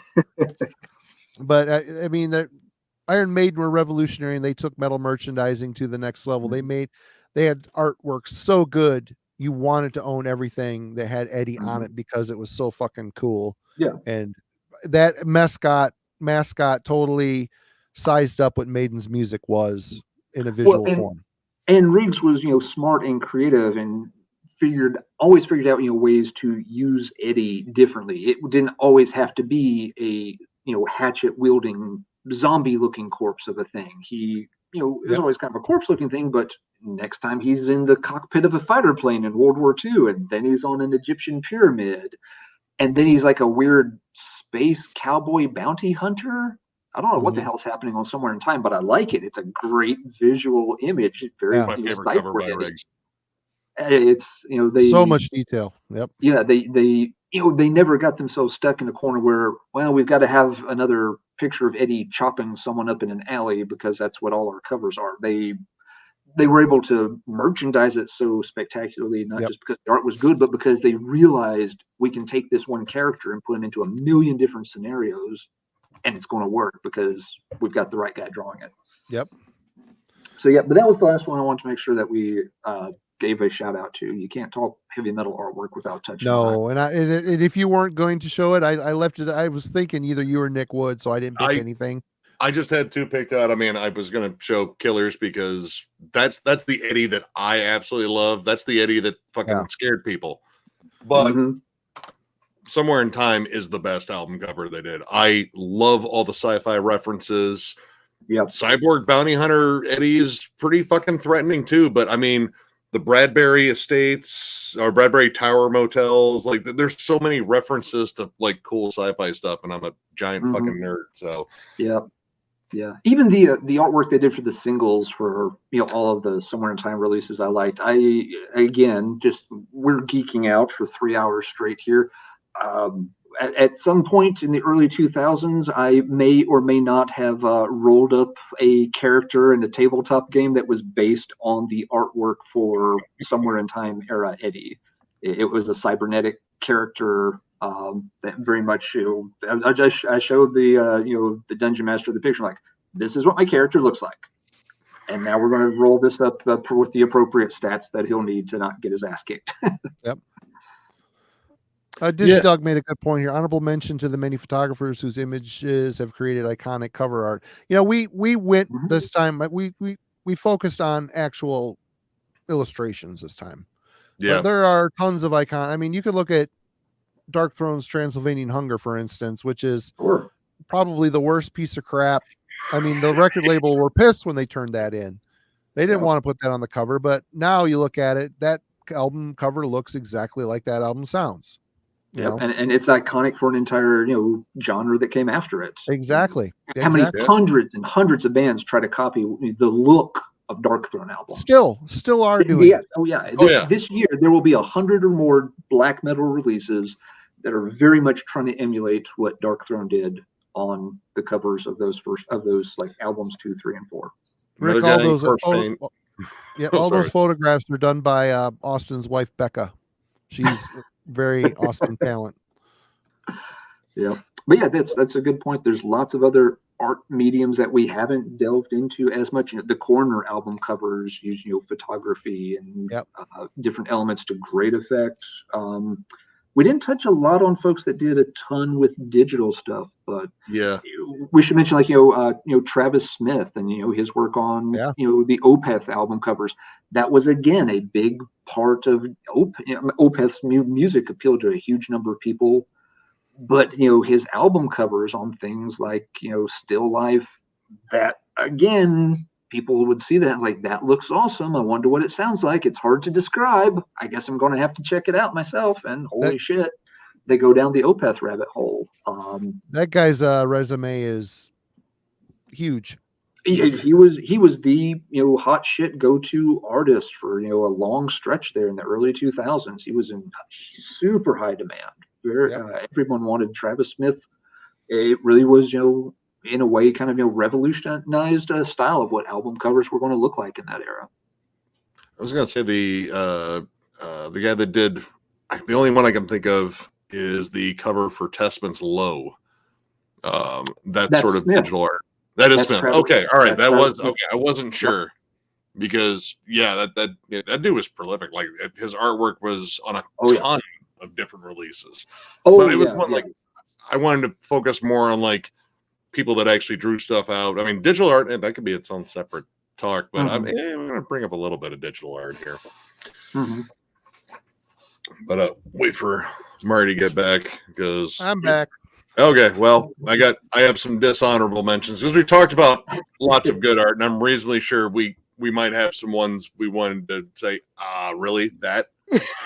I just went and picked one, but I'll go grab one or two. I have 5. And I'll go through them relatively quickly here. Bad. Yeah. Like, all right. It's so lazy that the little baby right here is literally standing on nothing. Like it's not even sitting on the shitty dog that was rendered there. And it's sort of because the Eddie in the middle doesn't look bad. It's just like, I don't even know what the fuck happened. Like a legacy of having awesome artwork completely thrown away with one horrible album cover. Yep. Love this album, but the album cover is pretty bad. Like I don't get the angle too. Like it doesn't make any sense with the way the hand is grabbing here and punching. Nothing makes sense on this. But I mean it's a good album. And then since I brought up Hydra Vein, they had another album that came out that didn't have the luxury of having Dan Seagrave do their artwork. And this is their first one, which is really rather death than false of faith. And isn't that Ed Repka's first draft of Leprosy? I don't know.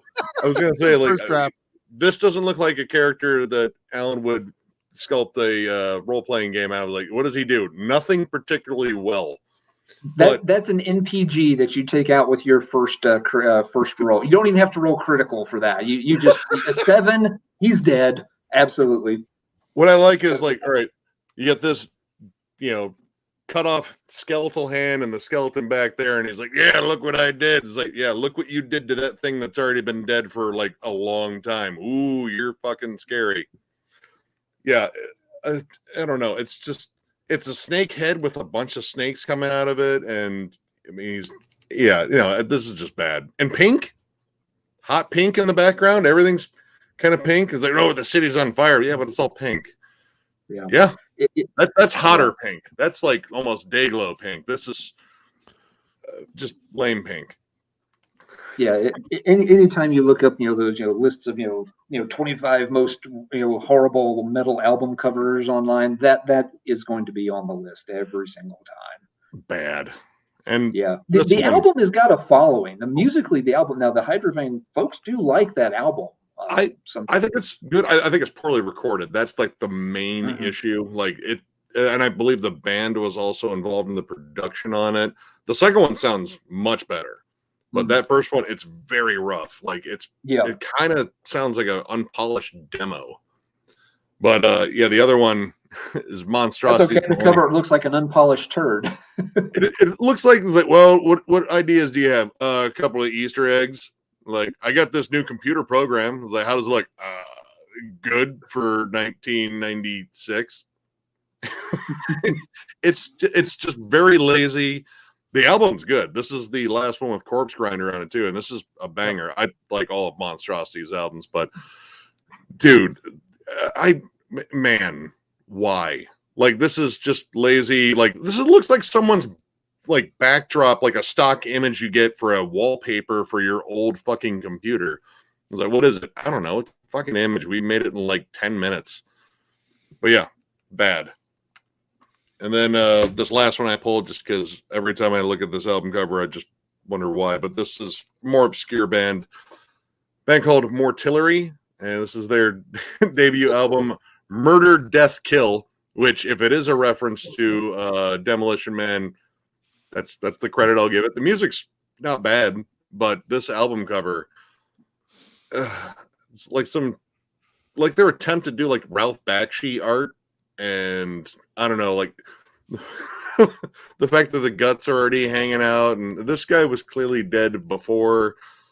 Spiky, bushy hair on top of the skull. Like there's nothing really good. The color scheme is weird. Like they're just hurling colors at it. It doesn't make any sense. He's got blue arms. They're blue for, I don't know. It's just bad. I don't even think that gun would practically work. Like his finger is stuck in that trigger. There's no way he's getting it out. That is all he can do is shoot. He can't do anything else but shoot. No, Mike can't drop the gun, and that's why he got shot in the guts. That's the story. But yeah, there's all sorts of fun artwork out there. Oh shit! Oop, knocked over a pot. Got it. Kinda. Didn't spill. We're good. Lucky. But yeah, I know I got very lucky on that one. But yeah, for like all the awesome art, there's definitely some questionable ones, and just ones you look at like, man, was there literally no other idea? Like no one else had anything. Like, yeah, that's all I got, and we're out of time. What you got, Alan? Give me just 1 second. I'm checking one little detail on this. I can jump in if you want. If you want, go ahead. Cause yeah, I'm trying to remember who's in this project because it was somebody, but they've got pseudonyms, so I'm having to double check. There's a long run of the early 90s into the early 2000s, even where Photoshop was kind of new on the scene, and there was a long line of album covers in the metal world that were, let's just say, uninspired. This would be one of them. My Dying Bride is like Gods of the Sun. You got a little butterfly on there, a little digital butterfly. You got, flag in the background and a font, a couple fonts.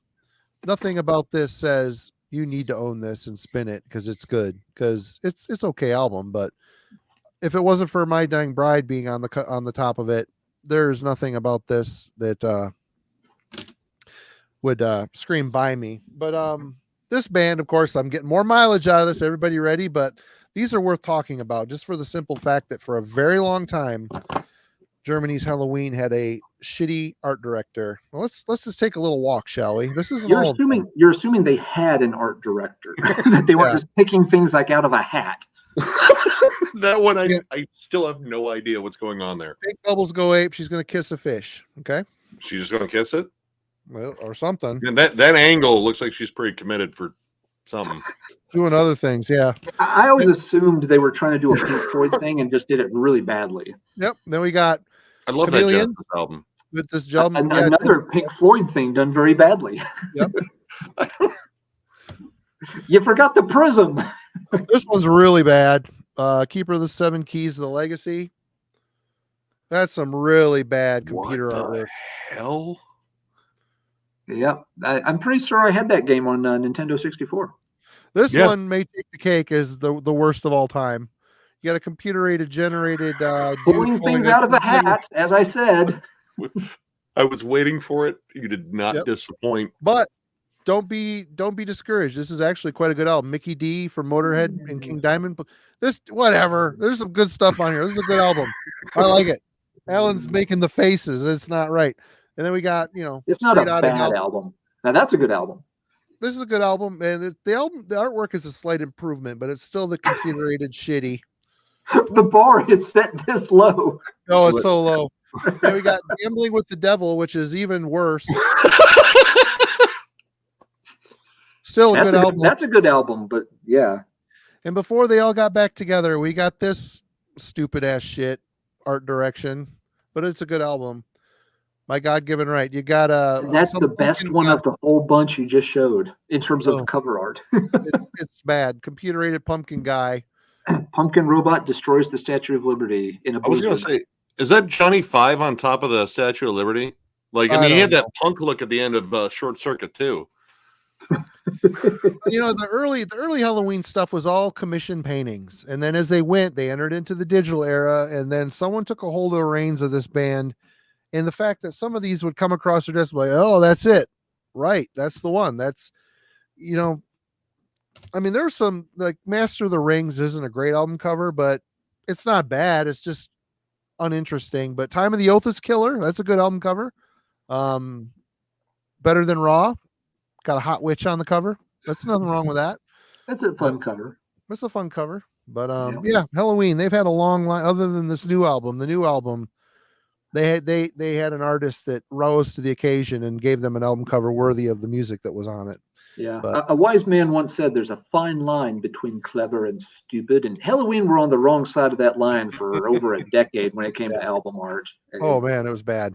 So bad. I think that's very much what they were trying to do with the whole Pink Bubble thing. I really think they wanted to get the whole Pink Floydian weirdness vibe going on, and no. Then they had songs like Heavy Metal Hamsters. I mean, it's just their sense of humor was very strange. But, yeah, I get. Man, you are hard selling me on this band, dude. They're still awesome. I mean, all those albums, I like them all. The Legacy was a hard. It took me a while to get into it, but I finally did. But I'm a fan. I'm a big fan. They're one of my favorite bands. So, Alan. All right. So if we're going to go to the other end of the spectrum, some things that, they typically have their images and words applied to a piece of cardboard to wrap a record with. A few I grabbed real quick. We've got this little gem, Devil Child LP. Musically, not bad. This is funny because this is one of those secret side project bands. All the guys have pseudonyms like Lucifer and all that. But it's actually it's Jack Starr and Joe Hasselvander doing a side project. So musically, I don't mind it. But yeah, that's not much time or thought is put into this particular. Does that staircase go into a vagina? It might. It doesn't not go into a vagina. It's like Disney did not approve of that Black Widow design either. Let's see, but it looks, like a Picasso compared to Executioner from Massachusetts, and this inspired piece. This is another one that the album is pretty good. It's got a punky, upbeat vibe. Definitely some punk influence to the metal. I like the music a lot. I'm not sure why they had their 8-year-old niece coloring it. How it looked tiny like were these people that got their heads cut off? Or is that axe just stupid huge? That's a big ass axe. Do you guys remember the Littles cartoons from the early 80s? Saturday morning? There's Grandpa. There's Tom. There's Dinky, the idiot asshole pilot who couldn't fly. Cool album, and this band actually has a connection to one of the guys who joined the band later. Ended up in a bigger name death metal outfit. It's not Autopsy, but it's Abscess, Agoraphobic, Nosebleed. Someone on that caliber went through the ranks of Executioner. I'm drawing a blank on who it was. The chat can help me out. I can't talk bad cover artwork without mentioning this little gem, Fate's Warning's original Night on Brocken. This was, and this is another case of heavy metal art plagiarism, I'm sad to say, because this was featured on the side of a Happy Meal plastic bag that you could get from Dairy Queen in 1983. It came with a little set of watercolor paints that you could use your French fry, dip them in, and color the witch for Halloween. Dairy Queen, 1983. Shame on you, Matthews. Shame on you for ripping off Dairy Queen Happy Meal bag artwork and putting it on an album cover. Album's so good. There's three covers for it. All of them are kind of bad. It's amazing that he looks so tall. They got redeemed, and they were given another chance to fix the artwork because it was so bad and the band was so ashamed. Yep. Womp womp. This is like the most tranquil, chill, lax woman I've ever seen who is burning to death. She literally thinks, it's like, I wonder if Rodney will remember to pick up milk on the way home. She's wondering how long to cook the green bean casserole for. It's fire stupid. I'm just taking a nap. God. We got exactly 3 hours in before Marty got back to the green bean casserole. And they got one more shot to try to fix it. And it is the best of the three. When it was re-released yet again, I just have the J card, but just put a picture of the goddamn moon on it because we can't figure out what to do with this album cover. That is peak. The best. Fuck it right there. I love it. That's the best it got. But and our last, I will never mention bad album covers without this. This is the coup de grace. This is the one, just you drop the mic at the end and we're done. Little unknown band, kind of very much leaning sort of a crossover, hardcore, thrashy vibe called Cry of Terror. They released an album called Terror of the Concrete World. And I remember I saw this in an old vinyl sale catalog. They just had albums listed for sale. It's like, that's a badass band name, Cry of Terror. Terror of the Concrete World. That's a badass album name. It's only $8. I'm going to buy it. I don't know anything about this band. I've never seen the record. It's just, there were no pictures. It's just, a typed out list. But for $8, I'm going to buy that. With a name like that, it's going to kick ass. And I opened it up, the box. Before I even picked it up, I wanted my $8 back. I don't have the album anymore, but before it left, I took a picture so that I would always remember what the hell I had paid $8 for. It looks like you dropped it in poo. What's that brown stuff on the side? This over here. This is the carpet it was sitting on for the picture. Oh, right. So, no, that's just nothing. But I love the fact they couldn't even get the spacing of their letters correct. Like the letters get all scrunched up on their own logo. They have to turn the words sideways and everything. Because they wanted to make sure they had enough room for the giant jaundiced 6-year-old sitting over here who apparently just watched Santa Claus do things to mommy with that expression on her face. No one's fed her. She's got gray hair already, man. This kid's fucking stressed out. I don't. What? It's literally like the guy in the Scream famous painting. Yeah, had a child and locked her up in the basement. Making her listen to nothing but Miley Cyrus records for 13 years. Screamed. A band put this on an album cover and released it to the public in hopes of selling copies of it. That's all I'm going to say about that. I Worst mean, maybe cover they're ever. hoping it's like, well, it is pretty awful. Maybe people will buy it on the fact that it's so awful. We fucked up, didn't we? Yeah. Yeah, Well, we did. Based on the fact that I've only met one other person who has ever heard of Cry of Terror, yeah, I think they took a wrong turn. Ooh. That would Oh, what's this? Those are This my is about Executioner. It rules, and Seth Putnam plays bass on it. oh god. Seth Putman. Yes, that's who it was. Yep. Yeah. The Executioner album is cool, but I don't think Seth is on that album. I think he only played on their second album. But yeah, Seth is the one I couldn't remember. Thanks. I'm a Thank you. little disappointed in you, Alan, because you didn't pull out the most obvious one to show of the worst album cover you have in your collection. It's a 7-inch, and you've shown it before several times on your channel. Oh, okay. Yeah, It's got the postcard of what's it called? Big Daisy or Oh, that's fun. It's a fun one. No, it's stupid. It's stupid. It's fun one. I'll get it if you want. If you'll give me a couple minutes, we'll pull out a few 7-inches. And another bad album cover that comes to mind, I don't remember if I have it or not, is Metal Church's Hanging in the Balance. Yes. With the character of a fat girl walking on a tightrope in high heels. And the little umbrella, like, oh, all of this is gonna help her so much. And covered in spikes. Yep. Like a big gumball covered in spikes. What were they thinking? They weren't. No, they were not. Yeah. Okay, Marty. Here's the one you're requesting. It's goofy, but I think it's a fun picture. New wave of British heavy metal band, highly collectible single on the LEJ label. Good musically. They've had an anthology put out with High Roller. A little more on the proggy side. But yeah, you probably shouldn't call your name your band Big Daisy if you want to go somewhere. That right there, that's the thing. Nick wants a t-shirt. What happened to Betty Boop? Like, I mean, she really let herself go. Dude, yep. This cover flummoxed me for years, and finally one of my buddies across the pond cued me into the fact that apparently it's just one of these weird British things that British people do when they go to the beach on holiday. They get postcards of portly women in bathing suits, old-fashioned bathing suits, to send back home. And they always have like the "look how much fun I'm having, haha, wish you were here" kind of thing.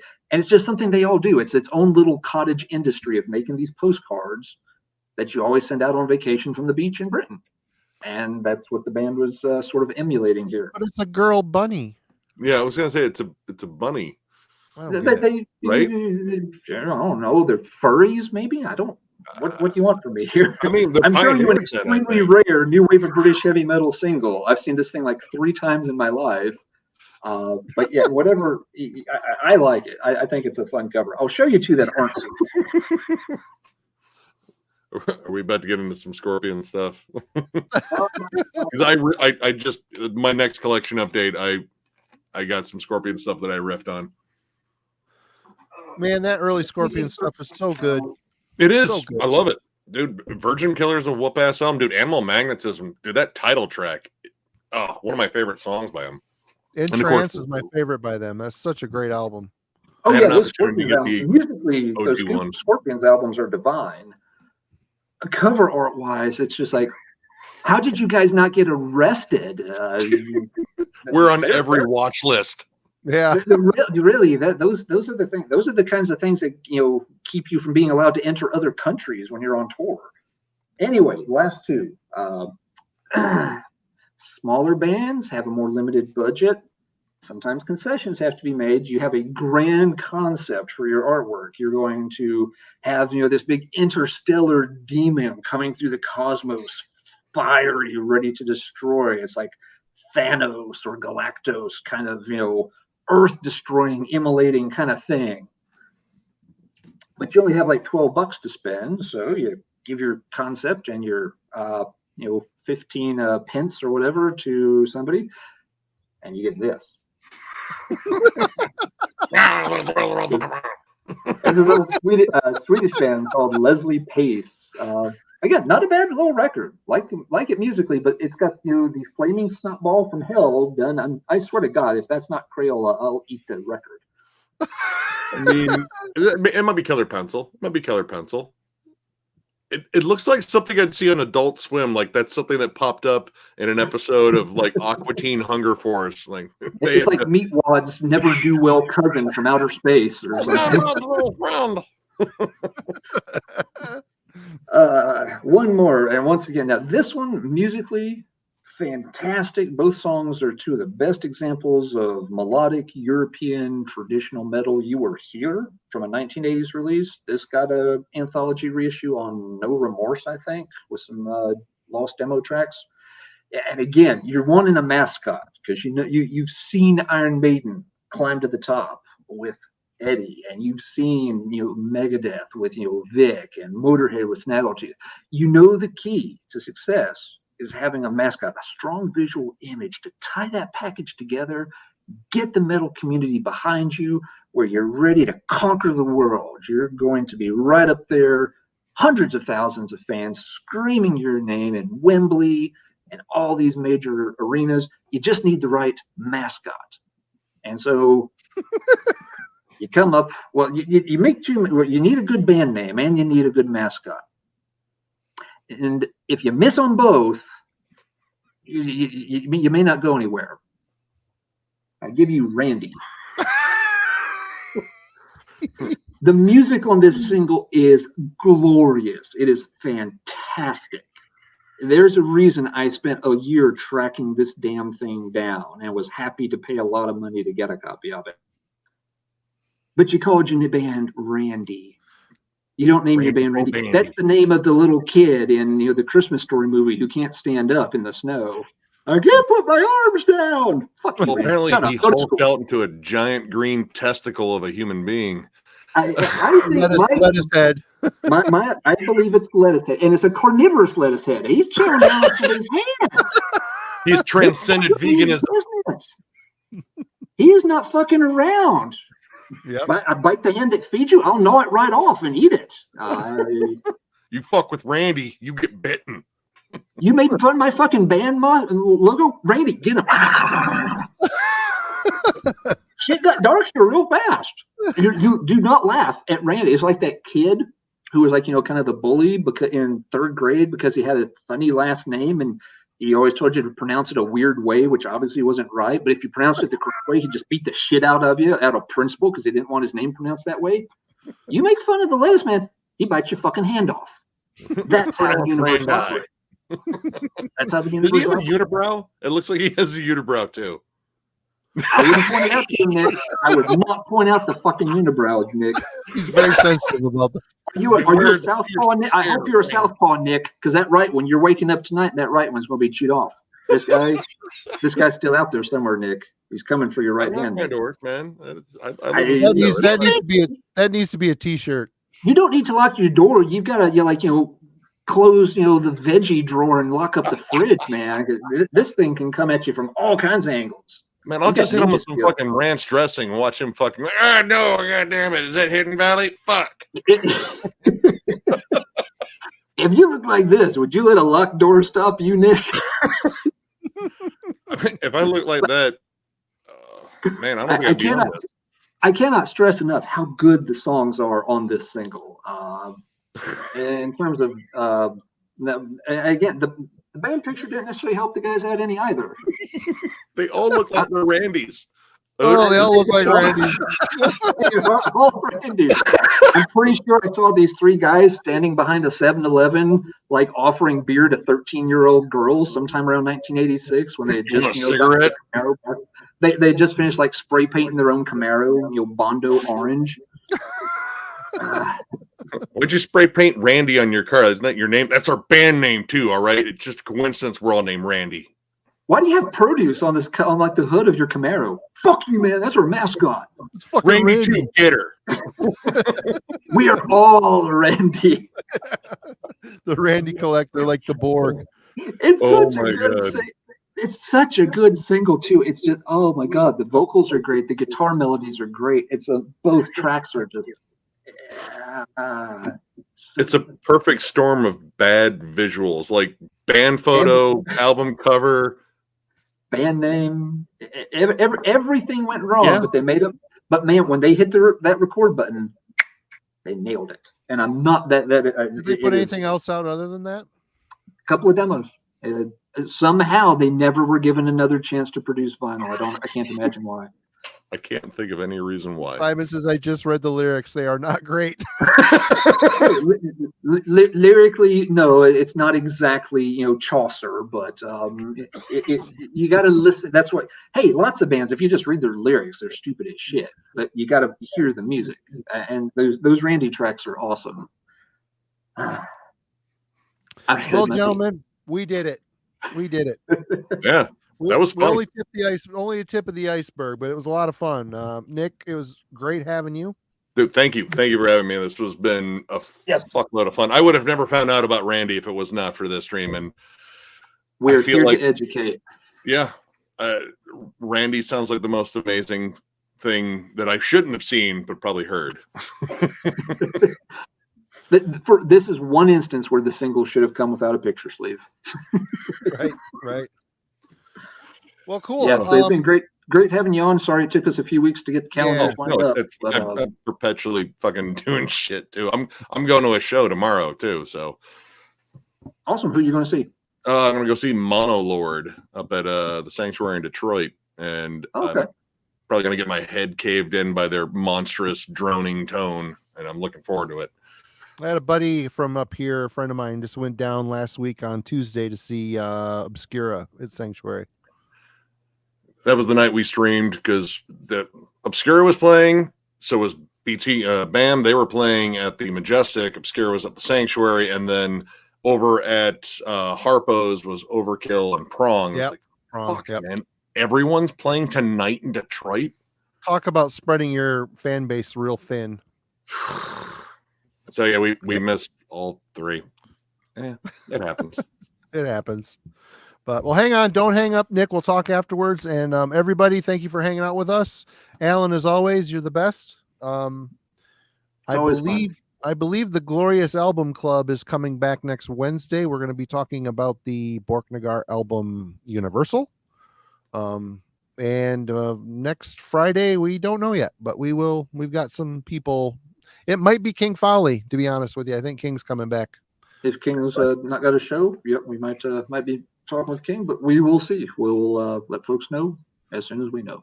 Yep, as soon as we know. But everybody, thank you. Yeah, we're gonna bail. Talk to you all later. But don't just in case folks signed on later. Again, the new Nachachwan pre-orders are out there. Tracks up on YouTube. It sounds amazing. Definitely go check that out. You don't want to miss out on the pre-orders. Decibel will be premiering another track on Monday. Yep, you know how fast these things sell out these days. For better, it can be annoying as fans, but if you want it, go sign up and get it right now. And don't while you're doing that, don't forget to hop over to Bandcamp and check out Austin's live Panopticon offering from his acoustic Belgium set. All proceeds are going to a very good cause to help folks out there in Western Kentucky recover from those devastating tornadoes that hit back in December. So if you got a little extra money and you want to help out, that's an excellent way that you can do it. Absolutely. And also, lastly, go check out Thralls of Metal if you have not done so. I forgot to put a link in the description because I was rushed making my crap today. But Thralls of Metal, go look them up on YouTube and go to their channel.